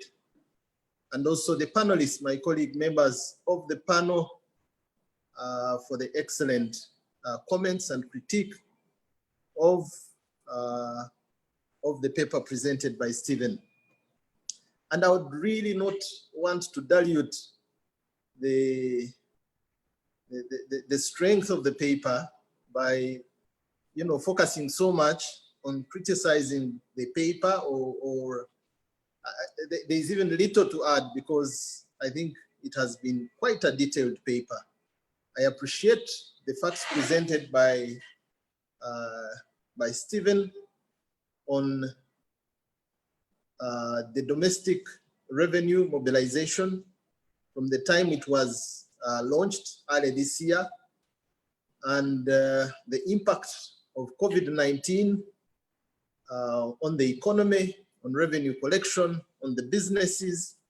So I would not want to dwell or spend much time on that. But I also want to acknowledge that the statistics provided there are very true. As a nation, our tax to GDP ratio is quite on the lower side, much lower than the sub-Sahara Africa average. I'm actually told that after rebasing, our own tax to GDP ratio came a bit lower than 14, maybe around 13%. So the facts stated in there are very correct. Straight, I would like to also acknowledge that the recommendations made by the different bodies, especially ATAF, IMF, and the OECD, have been well received. I think at this point, I want to acknowledge the responsiveness of government, and also maybe the responsiveness of URA in adopting and implementing as much of the recommendations presented by these international bodies in order to mitigate the COVID-19 pandemic effects on the economy and on revenue mobilization. Now, a number of the recommendations, of course, fall on the side of policy.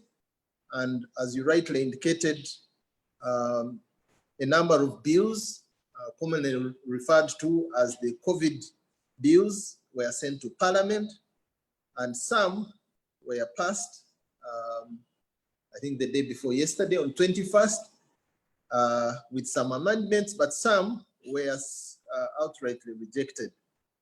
I hope that this kind of debate and research will help us to adjust and follow the recommendations by the members of Parliament, but also to resubmit these proposals where we think they would have added a lot of help, especially to the struggling businesses in the country. Now, let me quickly have a look at what we are doing as Uganda Revenue Authority in addressing some of the issues highlighted that we're experiencing and our businesses are going through as a result of COVID. One of the things that we were quick at adopting as an organization was automating our processes and putting our services online. And I think to give credit to my predecessors, Uganda Revenue Authority is one of the IT most automated or IT mature institutions in this country. So for us as an organization, during the lockdown and now past the lockdown, we have taken an adoption of embracing technology and automating most of our services for the comfort of our taxpayers, but also for our own efficiency as an organization to be able to continue to work and deliver services to our taxpayer efficiently. So our taxpayers can file, they can register, they can pay online, and even during the lockdown days, these activities went ahead. People were doing this remotely from their own comfort areas. At the same time, as you rightly pointed out, Stephen, we have extended the filing dates, and for all the extensions we've done, I think the last extensions now will be at the end of December. There will be no fines and penalties incurred by our taxpayers because of the extended filing dates. We have, in the same breath, adjusted our payment terms. So for most of our taxpayers who have approached us and have cash flow constraints, we have entered into some arrangement of payment in installments. And as you rightly pointed out, most of these were recommendations from the international organizations that you referred to, and others were adopted locally here to make sure that we are a bit responsive to the situation of our taxpayers. Of course, the other area we have tried to improve is the area of refunds. Of course, refunds are based on the release that we get, but also to a big extent, they were delays based on our own processes, like the verification of these claims and so on. Now, we are addressing this. We have covered quite a significant portion of the refunds, and we'll continue to do this. I think the last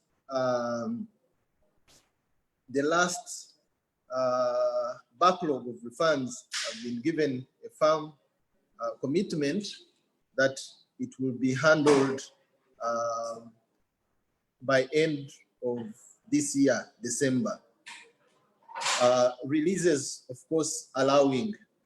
There are other things that we have taken on board, like alternative tax dispute resolutions to try and save our taxpayers the costs, the legal costs, the costs of lawyers and courts and so on, but also save time.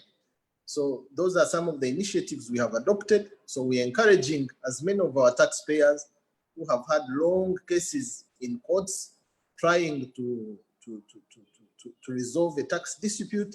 There is a window open for us to listen to you and, guided by the law, go through what is acceptable that we can allow to let go, especially now that we have the bill. One of the laws that has been passed by Parliament is to allow waiver of all fines and penalties on arrears as up to 30th of June 2020. So we have these flexibilities that we want to take advantage of and save our time and save our taxpayers' time by resolving some of the outstanding tax issues as efficiently and as quickly as possible. Of course, voluntary disclosure has been mentioned by many of the speakers, and it's one of those areas that we are also emphasizing. The law allows us to waive any penalties and interest for taxpayers who on their own initiative come up and declare any tax matter that has not been detected by ourselves. And that way, we have seen a number of taxpayers respond positively to this call, and a number of taxpayers have benefited from this. It is an option that we encourage many others to come and take advantage of. Now, the recommendations made, I just want to briefly comment on this before I can go back to what we are doing at URA.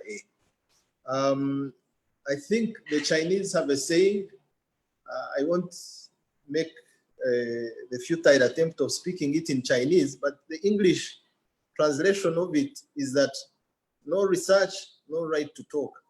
And I think CASO stands very well in this position. The importance of research cannot be overemphasized. So a number of policy measures proposed by our presenter today, they sound good. I think we will take time to research and know how the advantages of embracing these recommendations vis-a-vis the effect they may have on revenue collection.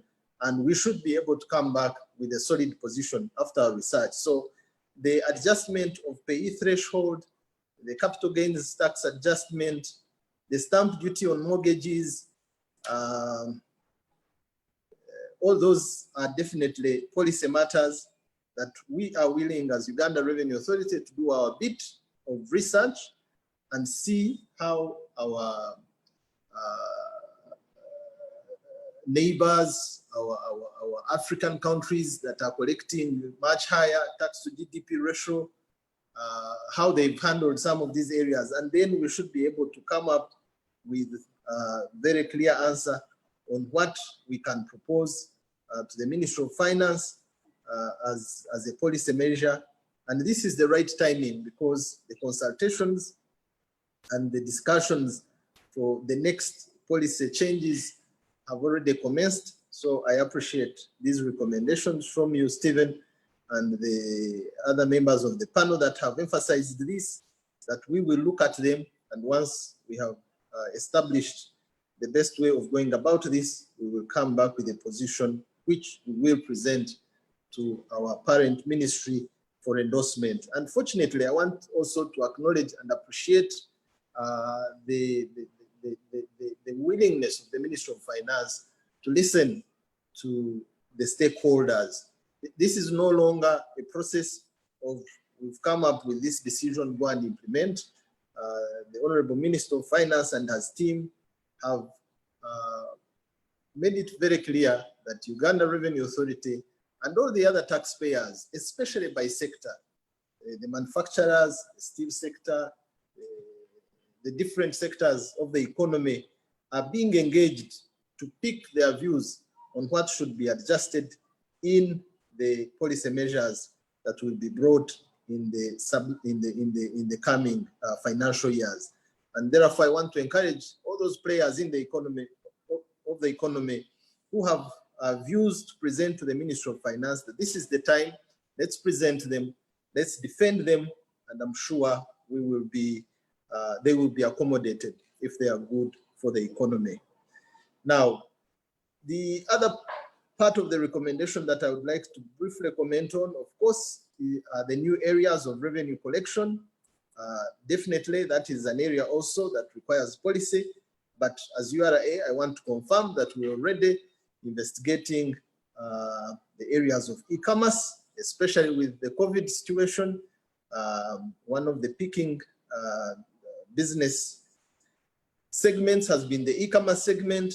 Of course, the new coming on board oil and gas and agriculture, URA has already done some considerable work of research on these areas, and we are coming up with some recommendations for policy changes that can bring on board some of the players on this sector that have not been previously part of the revenue paying companies or individuals. Now, very quickly, the ease of doing business, brilliant recommendation. The largest room in the whole world, I'm told, is the room for improvement. We are constantly working on this. I had the mention on the challenges with withholding tax. I was not sure when this kind of experience was picked, but what is current today, especially from the time we automated this process, I think it should be in the month of August or September, we have made this process as clear as possible. First of all, it can be done and concluded online. We do not want to encourage taxpayers to come here to plead to get a withholding tax exemption. And the criteria for benefiting from this exemption are also clearly outlined on our portal. So I wanted to encourage Stephen and any other taxpayer who wants a withholding tax exemption to quickly go on our portal and apply for this. As long as you meet the criteria that is outlined there, you will be able to get your withholding tax certificate within a period of maximum 2 days. I'm told the only exception to this rule are the NGOs, where by law we are supposed to verify a number of things, including their business ledgers, the articles and so on, to see that they qualify. That could take a little longer. But for business entities, individuals and companies, as long as they are compliant, and the compliance criteria is well outlined on our portal, they should be able to get this benefit or this entitlement as quickly and as efficiently as possible. Now, let me kindly share a small picture. Don't worry, I'm not going to take much longer. Gabriel, I think this should help me answer a number of questions from my colleague, the members of the panel. Are you trying to share your screen? Maybe I'll need some permission from you, my host, to be able to share this. All right, someone is handling that right now. Okay, now as I get the permission to share this slide, this is just one slide that shows how, as Uganda Revenue Authority, we have planned out a strategy for implementing the domestic revenue mobilization strategy. As I mentioned at the start, I can, okay, thank you.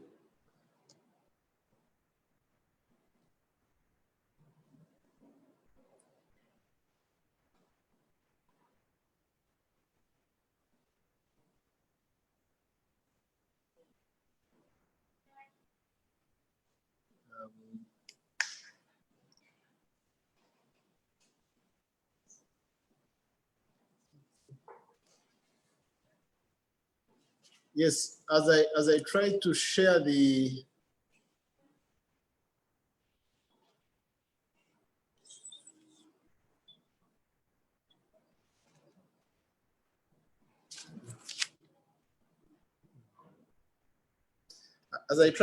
this slide, Gabriel, let me just mention what this is about.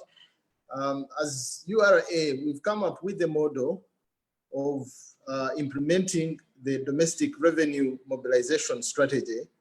And this model really focuses on three layers. So at the bottom, or as a foundation of the journey in implementing a domestic revenue mobilization strategy, we have the foundation layer of governance. And in governance, we have our organizational structures and policies, which would address issues of leadership, issues of accountability, issues of integrity. We believe that we can only do this noble assignment of collecting revenue on behalf of the entire nation when we have a strong foundation of clear governance structures, when we have very clear emphasis on the area of integrity and accountability. So it is a task that is very honorable and that we must do with integrity. The next layer addresses three sections. One is the area of technology. Now, technology covers the tools, the platforms, the systems, the processes, like what we are talking about, withholding tax exemption, tax clearance certificates, registration, filing. We want to automate as much of that process as possible. So our processes will be automated. We are adopting new technologies, like what has been mentioned by a number of panelists, digital tracking solutions, which is sometimes referred to as digital stamps, IFRIS, which is electronic fiscal receipting and invoicing system. Rental tax now is going to be automated so that we can accurately assess that and collect revenue.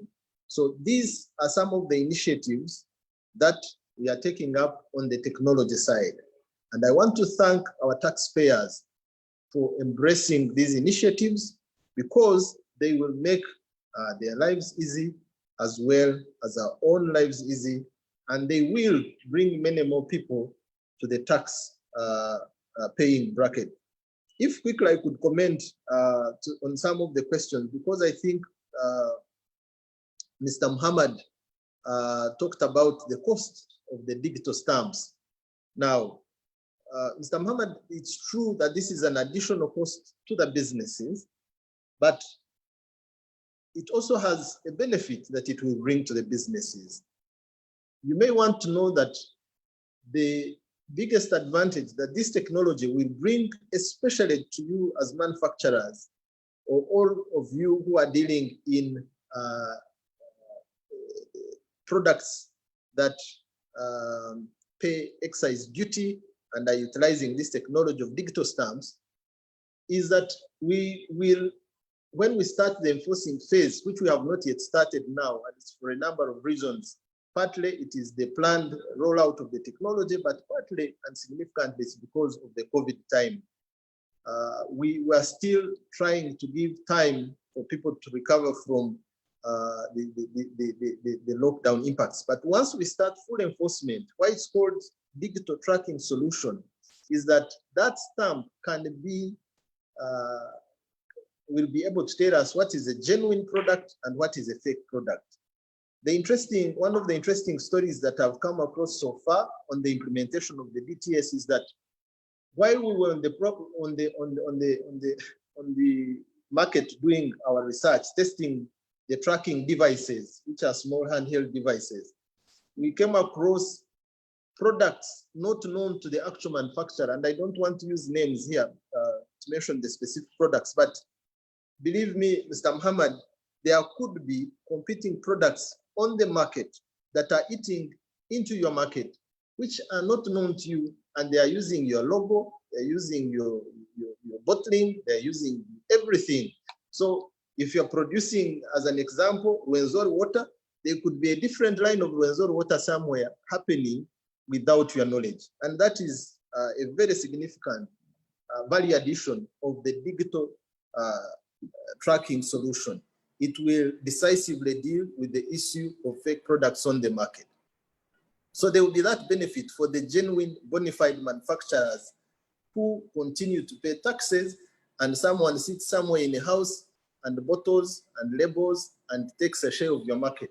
And of course, that also kills your market, because when people take this product and it's not up to standard and it causes health challenges, then they brand the entire product as bad. So, but also as URA, we have embarked on a journey of negotiating with the technology providers, because the contract they have with the Ministry of Finance is that once the products increase, the cost per digital stamp will also decrease. So as we take more and more products onto digital stamps, we are also negotiating to get better deals. So I believe that should answer the concerns of Mr. Muhammad and other manufacturers who are worried about this cost. It will create market for them, but we will also negotiate better rates that can be accommodated. And if when you benchmark, because these digital stamps are being applied even within the region of East Africa, everywhere where the digital stamps are working, in Kenya, in Tanzania, it is the taxpayer who shoulders this cost, but we will partner with you to negotiate for the best rates possible. Now, the other technology, of course, IFRIS will greatly improve the filing of returns. It will be automatic, so our taxpayers don't have to suffer this. Of course, we are looking at ways of integrating with NIRA so that things like TIN will not take longer than a day. It's one of the most dreaded online applications of our taxpayers. I was surprised when it did not take the first place. The first place was taken by assessments, but that one, we also have a solution for it. So technology will address those concerns very quickly. The human resource element, and I'm sorry, Gabriel, I'm not able to project this. So bear with me just to explain. But the second sector is human resources, staffing, capacity building, placements, issues that we are aligning to make sure that we improve our tax administration processes. And then the other element is the service quality management. And here, this is where we have answers for the questions that were raised by my colleague, David Warakira. He talked about appreciating, as a proposal, appreciating our taxpayers. Yes, David, we'll do this. We are now working at a system that will integrate all our communications onto one platform. And once we have that, we'll be able to efficiently communicate with our taxpayers and appreciate them and tell them what they have contributed and thank them for that. So we are dealing with the element of service quality management. There we have tax education. We have realized that a number of our taxpayers do not pay taxes because they don't even know it is their obligation. They don't even know the dangers of not doing that or the benefits of doing that. So we will enhance our tax education. We will enhance our engagement with the stakeholders. And that is why I was very honored and happy when I got the invitation from our board chair, Dr. Magara, asking me to speak and participate in this forum. I said, anytime this takes the first call on my time as Commissioner General, I know we cannot successfully walk this journey of improving our tax collection, of improving the contribution of our domestic revenues to managing the affairs of our country without engaging the stakeholders. And I'm honored to speak to all of you, honorable stakeholders, on this forum and during this webinar. And very finally, the top of the pyramid is what we are handling today. On this pyramid, top of the pyramid, we have focus on compliance, improvement, and management. And under this, we have research and innovation. This is where I salute the efforts of CASO, and I want to request humbly that you make URA one of your strategic and long life partners so that we support each other in the area of research and innovation, because it will greatly enhance compliance. Another thing that we have, another element that we have in here is the political economy issues, and I think they have been mentioned. Why do I pay taxes? What is the citizenry responsibility? What is our social contract? If you have noticed, we have a number of campaigns like the Because of You campaign going on, telling our taxpayers that it's because of you that we have constructed this bridge, that we have completed this dam, that we have done this road. We'll continue to do this as well as appreciate our taxpayers. And I think David also spoke about the element of Taxpayers Appreciation Week. You are right, it may not have been as effective. And that's why this year we have changed the approach. We are going to appreciate taxpayers in their different categories. First of all, we've taken it regional to the districts. So for every district, we are going to have a nomination of the 10 or 15 taxpayers, top taxpayers. That means for the small towns, it will be a small shop operator. For the big ones, it will be a manufacturer. But we want to appreciate everybody who contributes significantly to revenue collection. And it will no longer be a week's event. It's going to be 3 months, because we want to do it thoroughly and deeply. And how we will, once we have identified this, we will promote these the way they promote us. Gabriel, I'm mindful that I'm eating quickly into my time. Let me quickly comment on the questions or points raised out by Sophie. One of them was data analysis. Very much appreciated, Sophie. This is a great idea. It is right here on the top of our pyramid. It's a bit, it's unfortunate that I couldn't share this slide, but I'll share it with you, Gabriel, so that we use it in seeing where URA is going. So data analysis will determine how we proceed on revenue collection. So we are using business intelligence and we have a lot of data. And as I've already mentioned, we brought in a lot of third-party data from our sister agencies and organizations. So we'll use data analysis. So that will take me answering the question of the pain of people thinking that Uganda Revenue Authority actually arbitrarily assesses tax, and sometimes we are not accurate.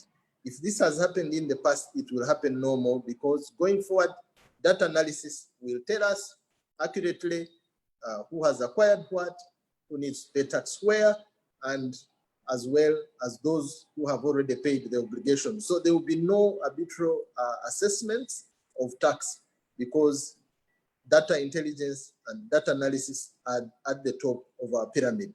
I must mention that now we're in the process of cleaning data, because we must approach you when we have clean data, and also we are giving time to the COVID impact to go down, but please welcome our communications and answer back when we start writing to you and telling you what the tax position is.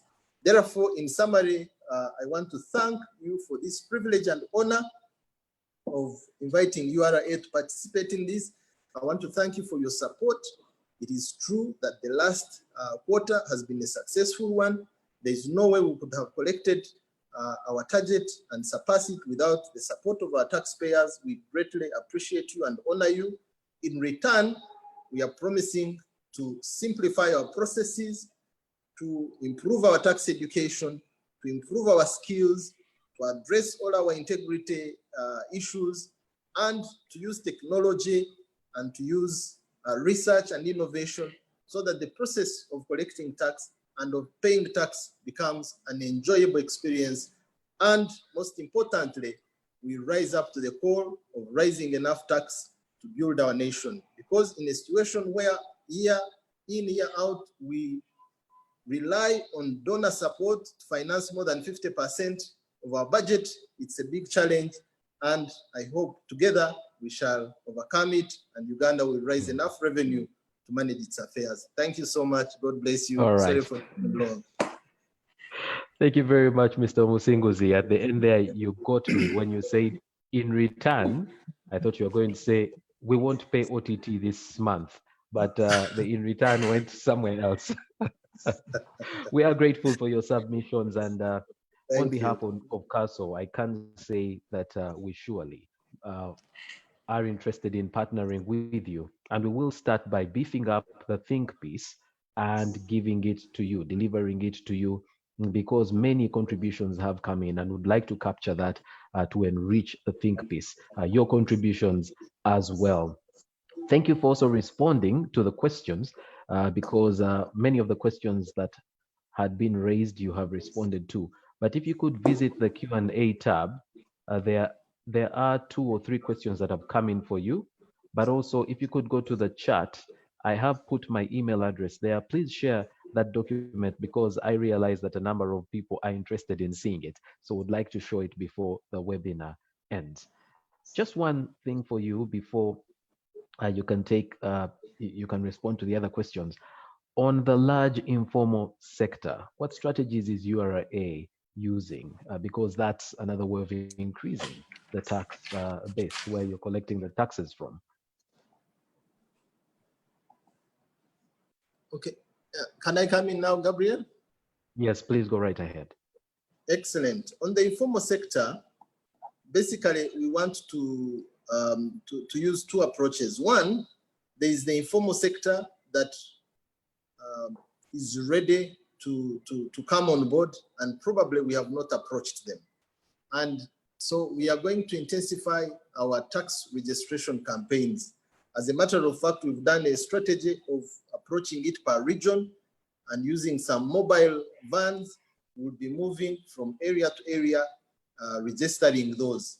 But tax education, as I mentioned, is most critical because some of the people do not even know that they are supposed to pay tax in the first place. So we are going to take more time through our tax education to identify those that are doing business, and we will register you even when you are not yet able to pay taxes. We will register you and get to know what you do and get to know your annual income, because we have the smallest tax at the bottom of the pyramid called presumptive tax. So if you fall under a certain section of presumptive tax, we will tell you you can pay this annually without the burden of filing returns, but it will give us a chance to grow with you. As your business grows, we will also be able to capture that. And when you're at the time when you can pay more, we will write to you and tell you this is what you can pay. So we are being very deliberate on enlarging our tax register by reaching out to the taxpayers, educating them and enrolling them. And then also, as I mentioned again, I think earlier in my submission, there are a number of small and medium enterprises who may just be needing hand-holding now and not paying tax. So those are the ones that we will support in teaching them how to keep their records, how to know their income, how to know their expenses, so that when they are mature, they can also come on board. Those are the small and micro. Then small and medium, they can come in and pay their different contributions.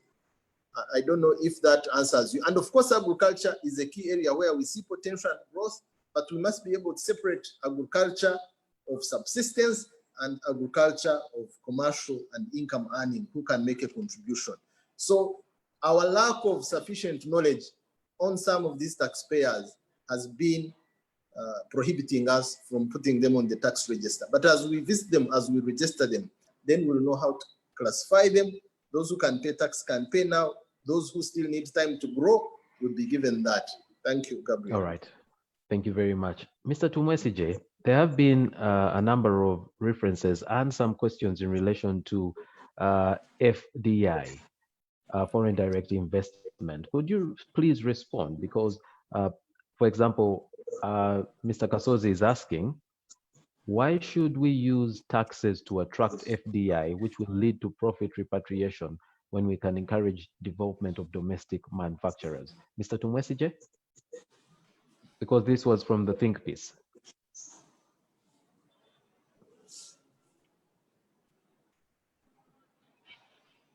Mr. Tumwesije, are you there? Yes, I am, Gabriel. Thank you. Okay. Thank you to the panelists for those brilliant inputs.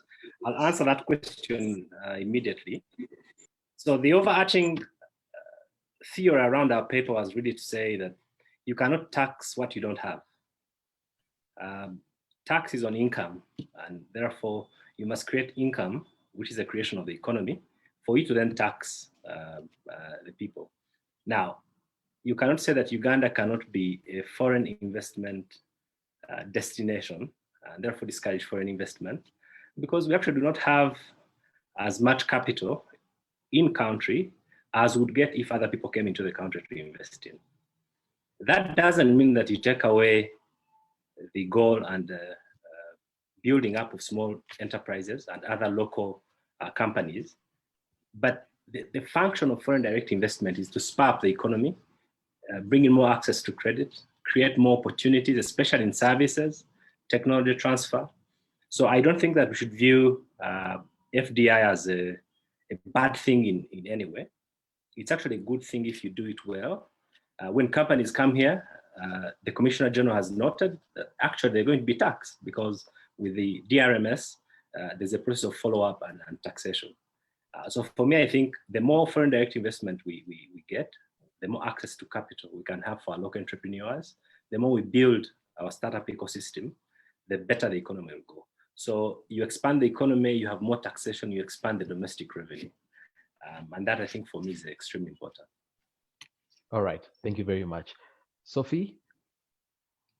So one of the things the Commissioner General said is there have been delays because, you know, the COVID, and now that things are normalizing, some of the things are going to be rolled out. But you see, even before we finish dealing with COVID, we have an election coming soon. One of the things we haven't touched is on the effect of politics or the coming election on our revenue mobilization. Could you just touch on that briefly? And David, if you could also prepare to just talk about that a little. Yes, Sophie. Thank you, Gabriel. I think this was an oversight from our side, talking about elections and the effect it has. But about politics, David hinted on it, and that's to where it affects us is one. I'll start with our parliamentarians, where relating it to our poll question, where many were saying they don't pay tax. In terms of evasion and avoidance, I think some of these players have learned how to deal with this. And for those who have been following the revenue discussions, there's a time we had an issue about taxing, in line with parliamentarians taxing their allowances. These are areas where we see a lot of money coming through, and there are areas that we see should be taxed because they can be a good source for our revenue. But because of I'll call it a clash between the technical and the political, we've shied away from some of these, and they've affected our revenue collection. But going back to the discussion, one area that is difficult to deal with, but we should deal with, and this I'll channel partly to the CG as we collect revenue, is the political element, and I'm glad you brought it out. It has affected our tax exemption, who is exempted, and what basis do we decide to exempt this person and not the other one? This I'll tie in line with corruption. We have let, I'm going to call it emotional errors, come in and affect the way we collect our revenue. We have investors who come through with vague, I'll call them vague terms. When we bring in investors, our aim is to get revenue from them for the country to benefit. And some of the areas that we look at providing employment, or through the skills that our Ugandans have,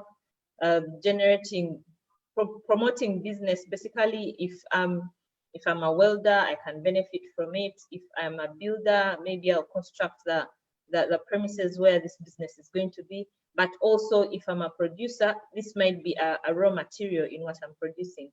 But because of selfish interests, some of which are led to by political, political benefits, we have lost out on some of these. And we have overlooked it in terms of, many a times it's closed doors, who is benefiting looks into it, or sometimes it's a presidential directive that lets us miss out on millions or billions of revenue as a country. And that goes back to the discussion I had where I was requesting for us to see and open up in the discussion on issues of revenue, moving from the closeness of Minister of Finance, Uganda Revenue Authority, to bring in other agencies. That way we'll be able to close a gap that is brought out by a political angle from an explanation from the technical angle. If URA explains that when we bring in this investor, yes, they are going to bring business, but the contribution they are making to our revenue is not as much as if I have 50 business persons in Uganda operating this. This is what they will bring on board. I think when we start thinking technically and bringing the technical angle more into these revenue discussions, we can benefit more from that and close the gaps that are brought about through politics. All right, thank you very much. David, we have an election coming soon. If you could just touch on that and how it affects, and how our planning should also change with that in mind, or take that into consideration. Mr. Walakira? Thanks, Gabriel, for that. Politics is one of our necessary evils. So for me, what I'll be really excited about is candidates choosing to have a cross-cutting message in all their manifestos. That in my tenure in office, I will encourage us all to contribute our fair share of taxes, and thereafter then we shall together, okay, put the duty bearers who actually we entrusted to spend the money to task to show us what the money has done, or we've already experienced it or not otherwise. So for me, the political cycle is an opportunity that we can use to leverage, to rally support for citizens' contribution of their fair share of domestic revenue areas that have. The downside there, though, has been that the institution, especially from the parliamentary elections, there's been lots of credibility there, discussions around them coining down exemptions. So for me, it would be to have us as Ugandans, for now, let bygones be bygones, and then embrace candidates that definitely support discussions and calls for action for citizens to comply in terms of contributing to their development of their country, I think. All right. What of collections at times when we have elections? What do they look like? Because URA does have targets. They've done very well in this quarter. Other factors constant, and those factors being no violence, those factors being no disruptions that will break out into some kind of strife, the businesses will continue going through. I would actually expect certain bits of our business in the service sector, like media, to actually be raking in more revenue from the political parties, hence increasing the ability to pay in terms of their due taxes. When you go down to the business street in NASA, all these posters where they're being printed, that is revenue that is coming into them. I expect them to pay more taxes to URA because evidently their revenue is being cranked up by political expenditure. You know, so for me, like I said, other factors constant. I would not expect revenue mobilization to be destabilized if those conducting their campaigns respect the guidance and not to pass through areas that will disrupt doing business. You know, so for me, I would not be excited if God forbid we get a revenue shortfall and then the answer is politics, you know? So I don't see that translation. Other factors constant. All right. Yeah. All right. Yep. There are questions for you from Millie. I think Millie is from URA. So if you could just go to the Q&A tab and look at that. But finally, there's the issue of revenue mobilization at the district, local government levels. What are some strategies, to help with that?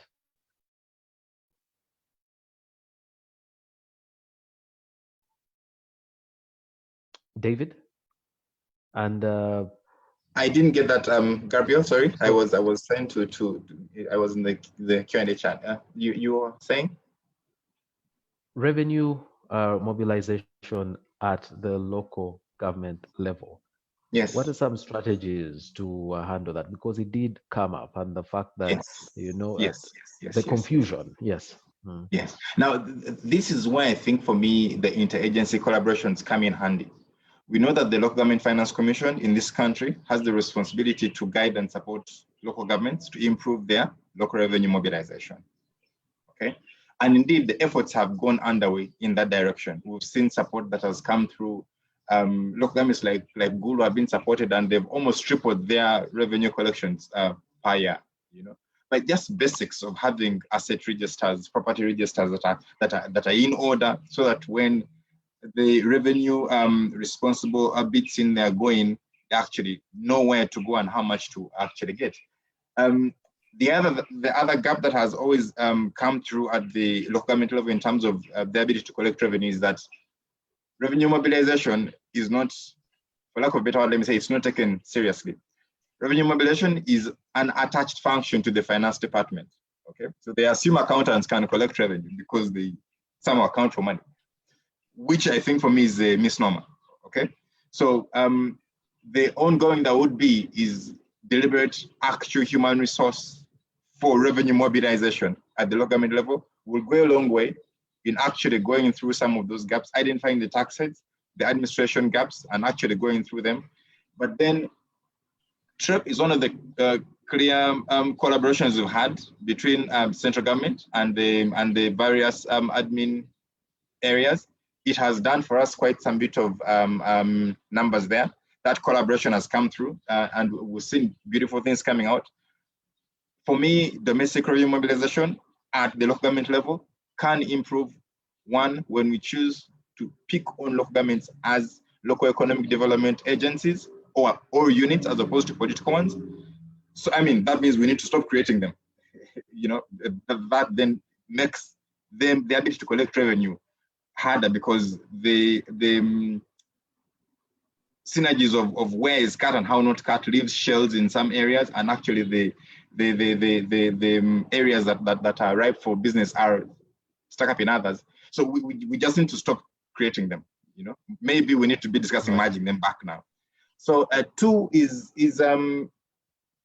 again, it's going to lean on the ability of our leaders at the local government level to embrace revenue mobilization. Taxation is not such a bad thing. Now that narrative has to change, Gabriel, and people have a way of listening in and believing to the leaders, political or otherwise. Okay, so this for me comes off as a social behavior issue that can be influenced greatly by those that we've given the authority to lead and guide our people into the next development age that we actually want to speak about the country. All right, thank you very much. Mr. Muzamil, can you hear me? Mr. Yes, Muzamil? Gabriel, I'm here. I can Yes, hear a you, lot Gabriel. of our planning is focusing on you know, manufacturing and industrialization and going that direction.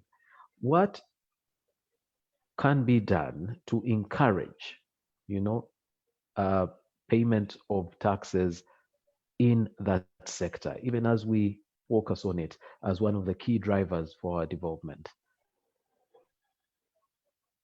I didn't get you there, Gabriel. Please, could you repeat that? All right, let me try and make it shorter. Manufacturing, industrialization is key for our development. Are there things that can be done to encourage payment of, you know, remitting of revenue from that sector? Yeah, thank you very much, Gabriel.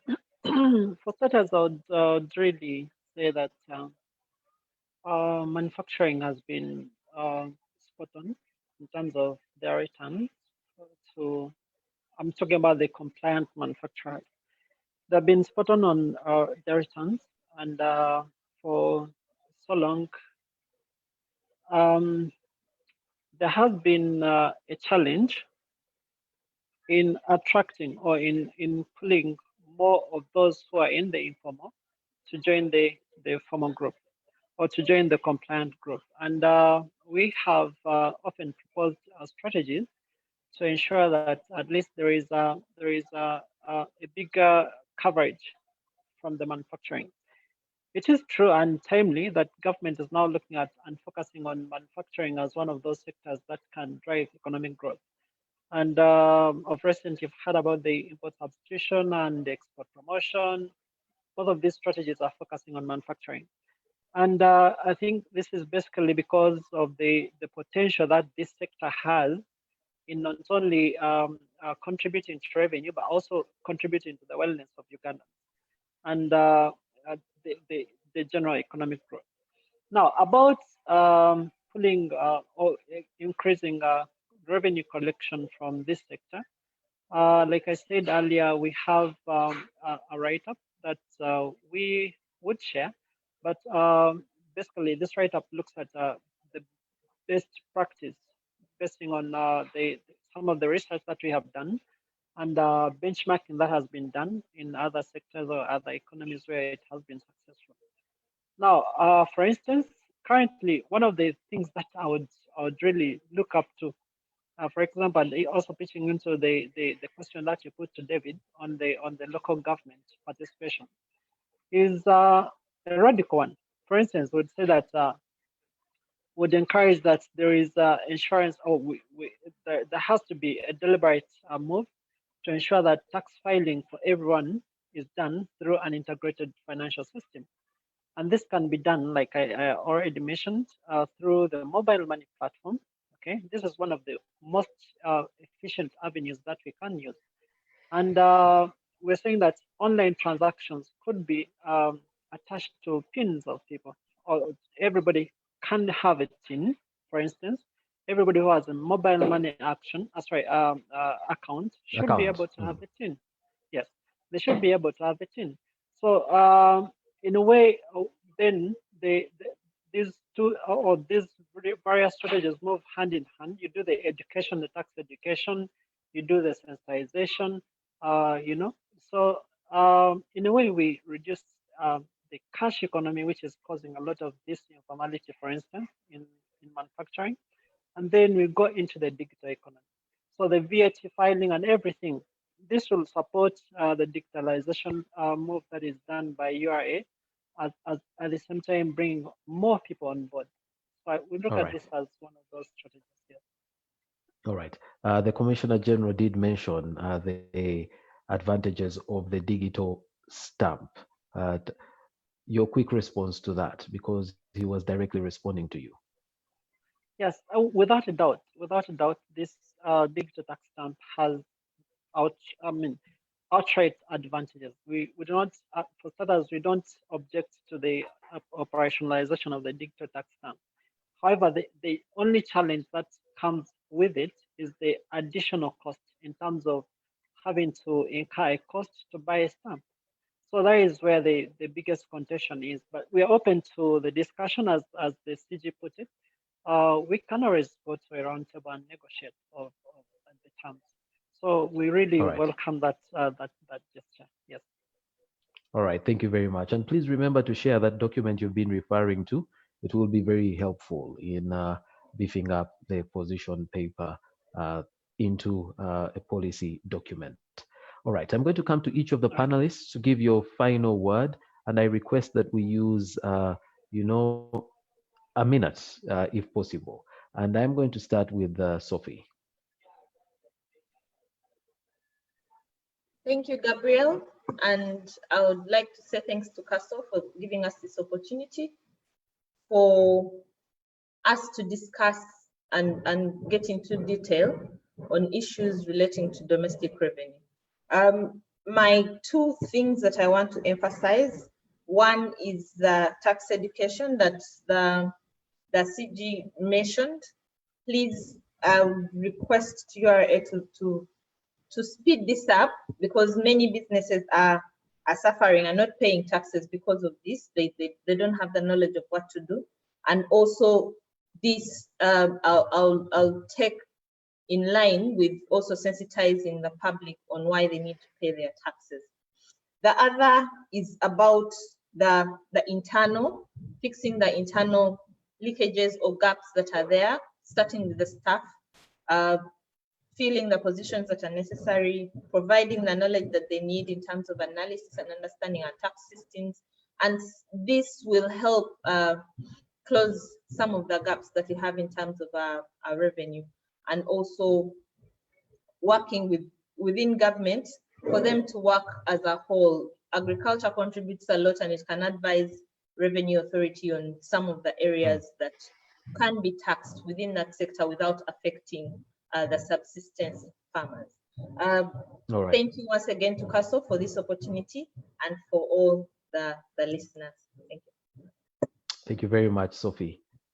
David, your final word? Thanks, Cassos. Thanks, Gabriel, and all the panelists for taking up time for this. For me, final is hard. Well, intergovernmental agency cooperation comes through as something that we cannot encourage or stress enough. I would really be excited to get feedback that KCCA shares their database with URA for purposes of getting the right assessment, and that for purposes of bridging or actually getting the pay-as-you-earn potential, that NSSF can occasionally sit down. They can remove the names, but look at the numbers of how many people are contributing NSSF and how many are on the pay-as-you-earn register. That kind of harmonization for me would be a critical. So the interagency cooperation would be critical to push us to the next revenue potential, which people believe can be at 26% of GDP. But two, we need to begin to think through allowing medium-term tax policy adjustments. This business of annual changes is a response to knee-jerk revenue demands in the short term. We need, as a country, as a people, to allow our plans to work. Let's give chance for our plans to work, okay? So for me, that would be another one, and that is definitely mostly Ministry of Finance and maybe a bit of URA. But also, second last, the fiscal social contract discussions cannot be overstressed. They cannot be overemphasized, in my view. If we have a critical mass of Ugandans that appreciates why they are paying their taxes, but also, I mean, the first basic was talked about the tax. They need to know that they're actually paying, one. But two, that when there is a need for social action, there is need for social contribution, collective contribution. So for me, that has to be critical, especially on what has the money done, okay? Lastly, as we go into the political period, we need to see the opportunity in it as opposed to the potential challenge in it. We need to encourage the aspirants to tag domestic revenue mobilization on their agenda, to begin to make taxation the next cool thing, okay?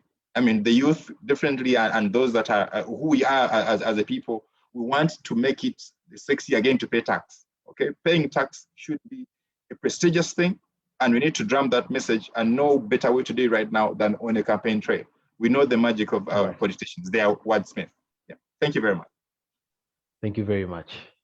Mr. Muzamil?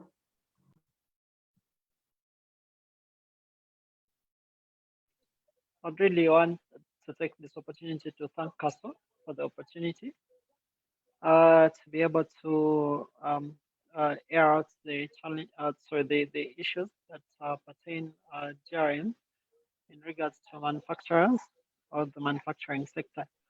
And for me, very importantly, is the need for a concerted effort to reduce the cash economy.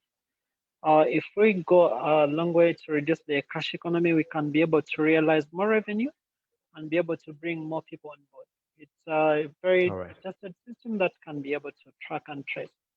So that would be good to reduce the burden that the manufacturers and the compliant taxpayers have to bear currently. Thank you very much. Thank you very much. Dear participants and panelists, I apologize that we're going to go beyond our stop time, midday, by a few minutes, but we just have two more people to give their closing statements, and I'm requesting that they be brief. So over to you, Mr. Tumwesije. I see you're ready. Thank you very much, Gabriel, and thank you for chairing this session. I also want to say that you did a good job, and also to say that Gabriel was my classmate, so I'm very proud to see the work he's doing. Final thoughts, I think, for me, is that we will improve the paper, and thank you everyone for the comments. We'll improve the paper that has been presented. We'll take in the comments. As the Commissioner General said, if you don't do research, then you can't comment. So we'll go back and beef up the research that we've done. We'll present this paper as requested to the CG and also with other policymakers. And we'll do even metrics of how we think the proposals can be able to work. So I want to thank Kaso again for doing this, and also to appreciate the CG for attending this. I noted two things from his final presentation, and one of them is alternative dispute resolution, which I think is extremely important. And for me as a lawyer who represents taxpayers, that's extremely delighting. In terms of wrong assessments also, I think data analysis, which was mentioned variously, will go a long way in limiting wrong assessments. So thank you very much, Kaso, and thank you to the participants and everyone. Thank you very much, Stephen. Over to you, our special guest, Mr. Musingozzi. Thank you so much, Gabriel, for the excellent modulation of today's discussion. Thank you, panelists, for the excellent contributions. And Kaso, thank you so much for arranging this a very important and interesting discussion. I hope there will be another time to discuss this and another so that we can exhaust more issues. Very brief comments from me. One, to our dear taxpayers, paying tax for building the nation is a very noble thing. I want to appeal to all of us to do it with joy and not take it as a burden. The tax collectors on my side have pledged to do it with honor and integrity and to do it with courtesy and patience. So we want to meet somewhere in between to meet people who are also willing to do this noble task. For our stakeholders, I want to appreciate you. I think David just mentioned that we should get the data set from KCCA and many others. I would like to mention that a number of these government agencies we have already met, we have already agreed. We are in the process of building system interfaces so that we can get this data on real time. KCCA, National Water, NIRA, UMEME, DDA, UCC, UNRA. Just to mention a few, we have engaged all and we have already started sharing data, but for sustainability and efficiency, we are building system interfaces to do this promptly. And finally, our strategic stakeholders and our supervisors, Ministry of Finance, they have given us great support in accommodating our ideas. So going forward, we want to encourage our partners, our taxpayers to come. Our doors are open. Let's engage in such debates. Let's discuss on the best policy measures to take, and we shall efficiently relay them. As I conclude, let me encourage our taxpayers to embrace the options that we have made available to conclude any tax dispute, the alternative dispute resolution. You're welcome, Stephen, and the customers you represent. You may want to know that in the last quarter, we are able to recover over 100 billion through this channel. We recovered a significant tax settlement from Talo as they were farming out. As we speak, we are in discussions with Sinok and Total to settle some of the long disputes that have been there. And once they pay, that will be important. So we encourage you to bring many others, and all our taxpayers, us and you, have no business in courts. Ours is to collect tax and yours is to pay. So let's come to a round table and agree on the best way out of these disputes. And very finally, voluntary disclosure is another window that we want to encourage our taxpayers to embrace. Once you come to us on your own innovation, you will just pay the principal tax. Interest, penalties, waivers will be cancelled. And the risk here is that when we are the ones to find out, then it becomes too late to waive the penalties and interest. Therefore, now that we are using data analysis, it's a question of time. We will find out, but it is much better for you and us if you come out voluntarily and we settle this. Thank you again, Gabriel. Thank you, the organizers of today's debate, for the opportunity for us to participate. We look forward to many other interactions. May God bless you. Thank you very much, Mr. Musingozzi, our special guest, and all our panelists and participants. He just spoke about use of data and data analysis. We would like to do a final poll question, and don't worry, it's going to take just 30 seconds. If we could flash our final poll question as we prepare to get closing remarks from Mr. Paul Bukenya. Our final poll question is, what in your view would most effectively improve tax compliance? Because we all would like to be compliant. What in your view would most effectively improve tax compliance? Is it reducing the tax burden by reducing percentage of tax due from income? Is it addressing corruption in revenue collection? Or is it improving tax audit and enforcement? Or finally, let's see if I'm able to see that final option. Okay, for some reason, my screen is cutting that final option, so I'm not able to read it to you, but I hope you can see it. what in your view would most effectively improve tax compliance?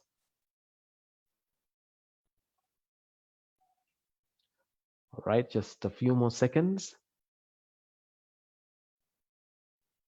All right, I think we can end the poll there.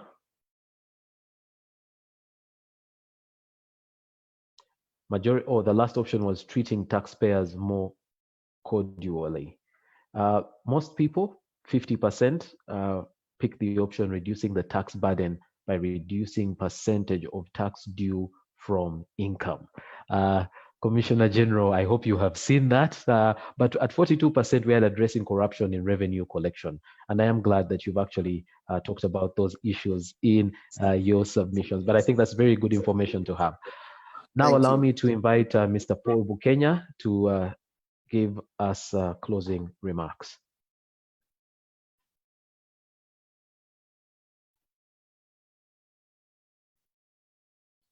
Mr. Bukenya, are you with us?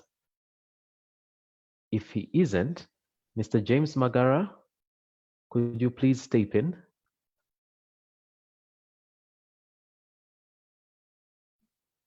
Okay. I do not mind giving closing remarks. Ladies and gentlemen, we thank you very much for your contributions during this webinar. Like we informed you, the webinar, this is in a series of webinars, and your contributions are going to beef up the think piece, and then we will make this think piece available to anybody who would like to use it, but especially the duty bearers in order to make tax administration more meaningful and generally as a country, so that we are collecting more taxes to contribute towards our development. We will be discussing media next week, and we hope that you can join us for that discussion. Earlier on, Mr. Paul Bukenya informed you that 2 weeks ago we lost one of our board members. We would like to end today by paying tribute to him.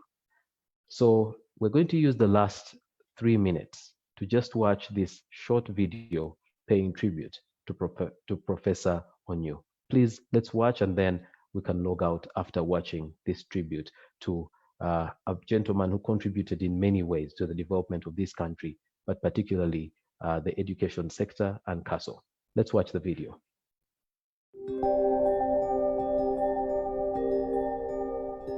The Center for Advanced Strategic Leadership celebrates the life of its board member, Professor Joseph Onyu, who passed away on 13th October 2020.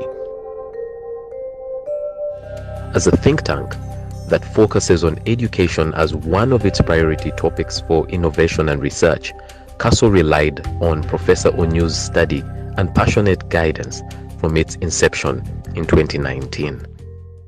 This conference is critically important for us and for the survival of the African child. We are planning, other countries plan 50 years ahead for what is likely to happen. Those people who went to the moon in 1969 didn't do so by accident. I think they planned it. And therefore it is important for us to begin to plan the future of our children.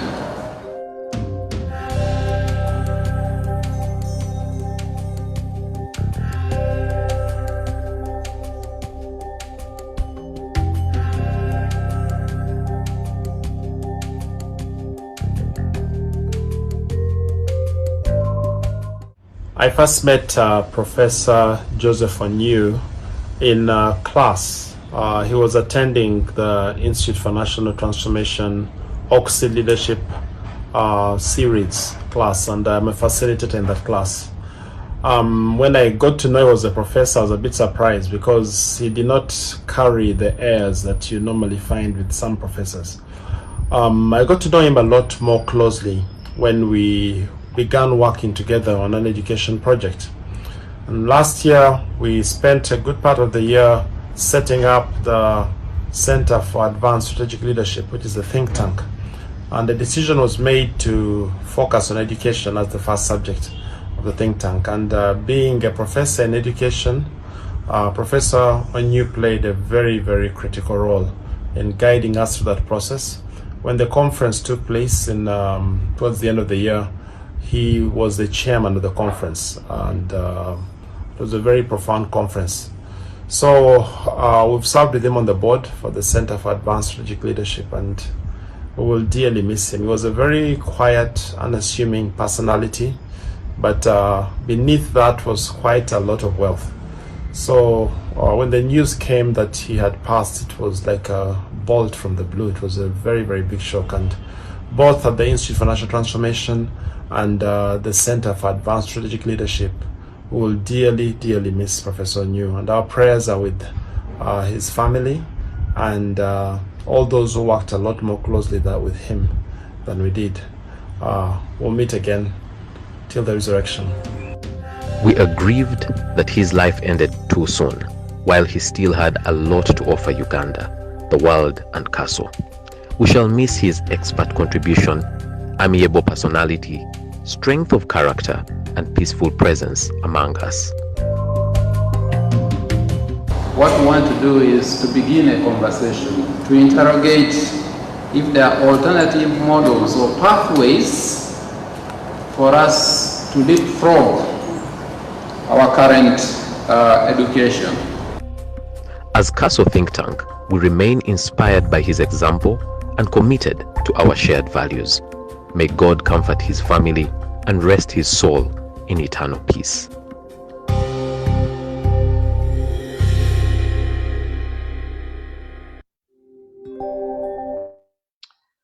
Thank you very much for watching that tribute in honor of a distinguished professor who contributed to this think tank.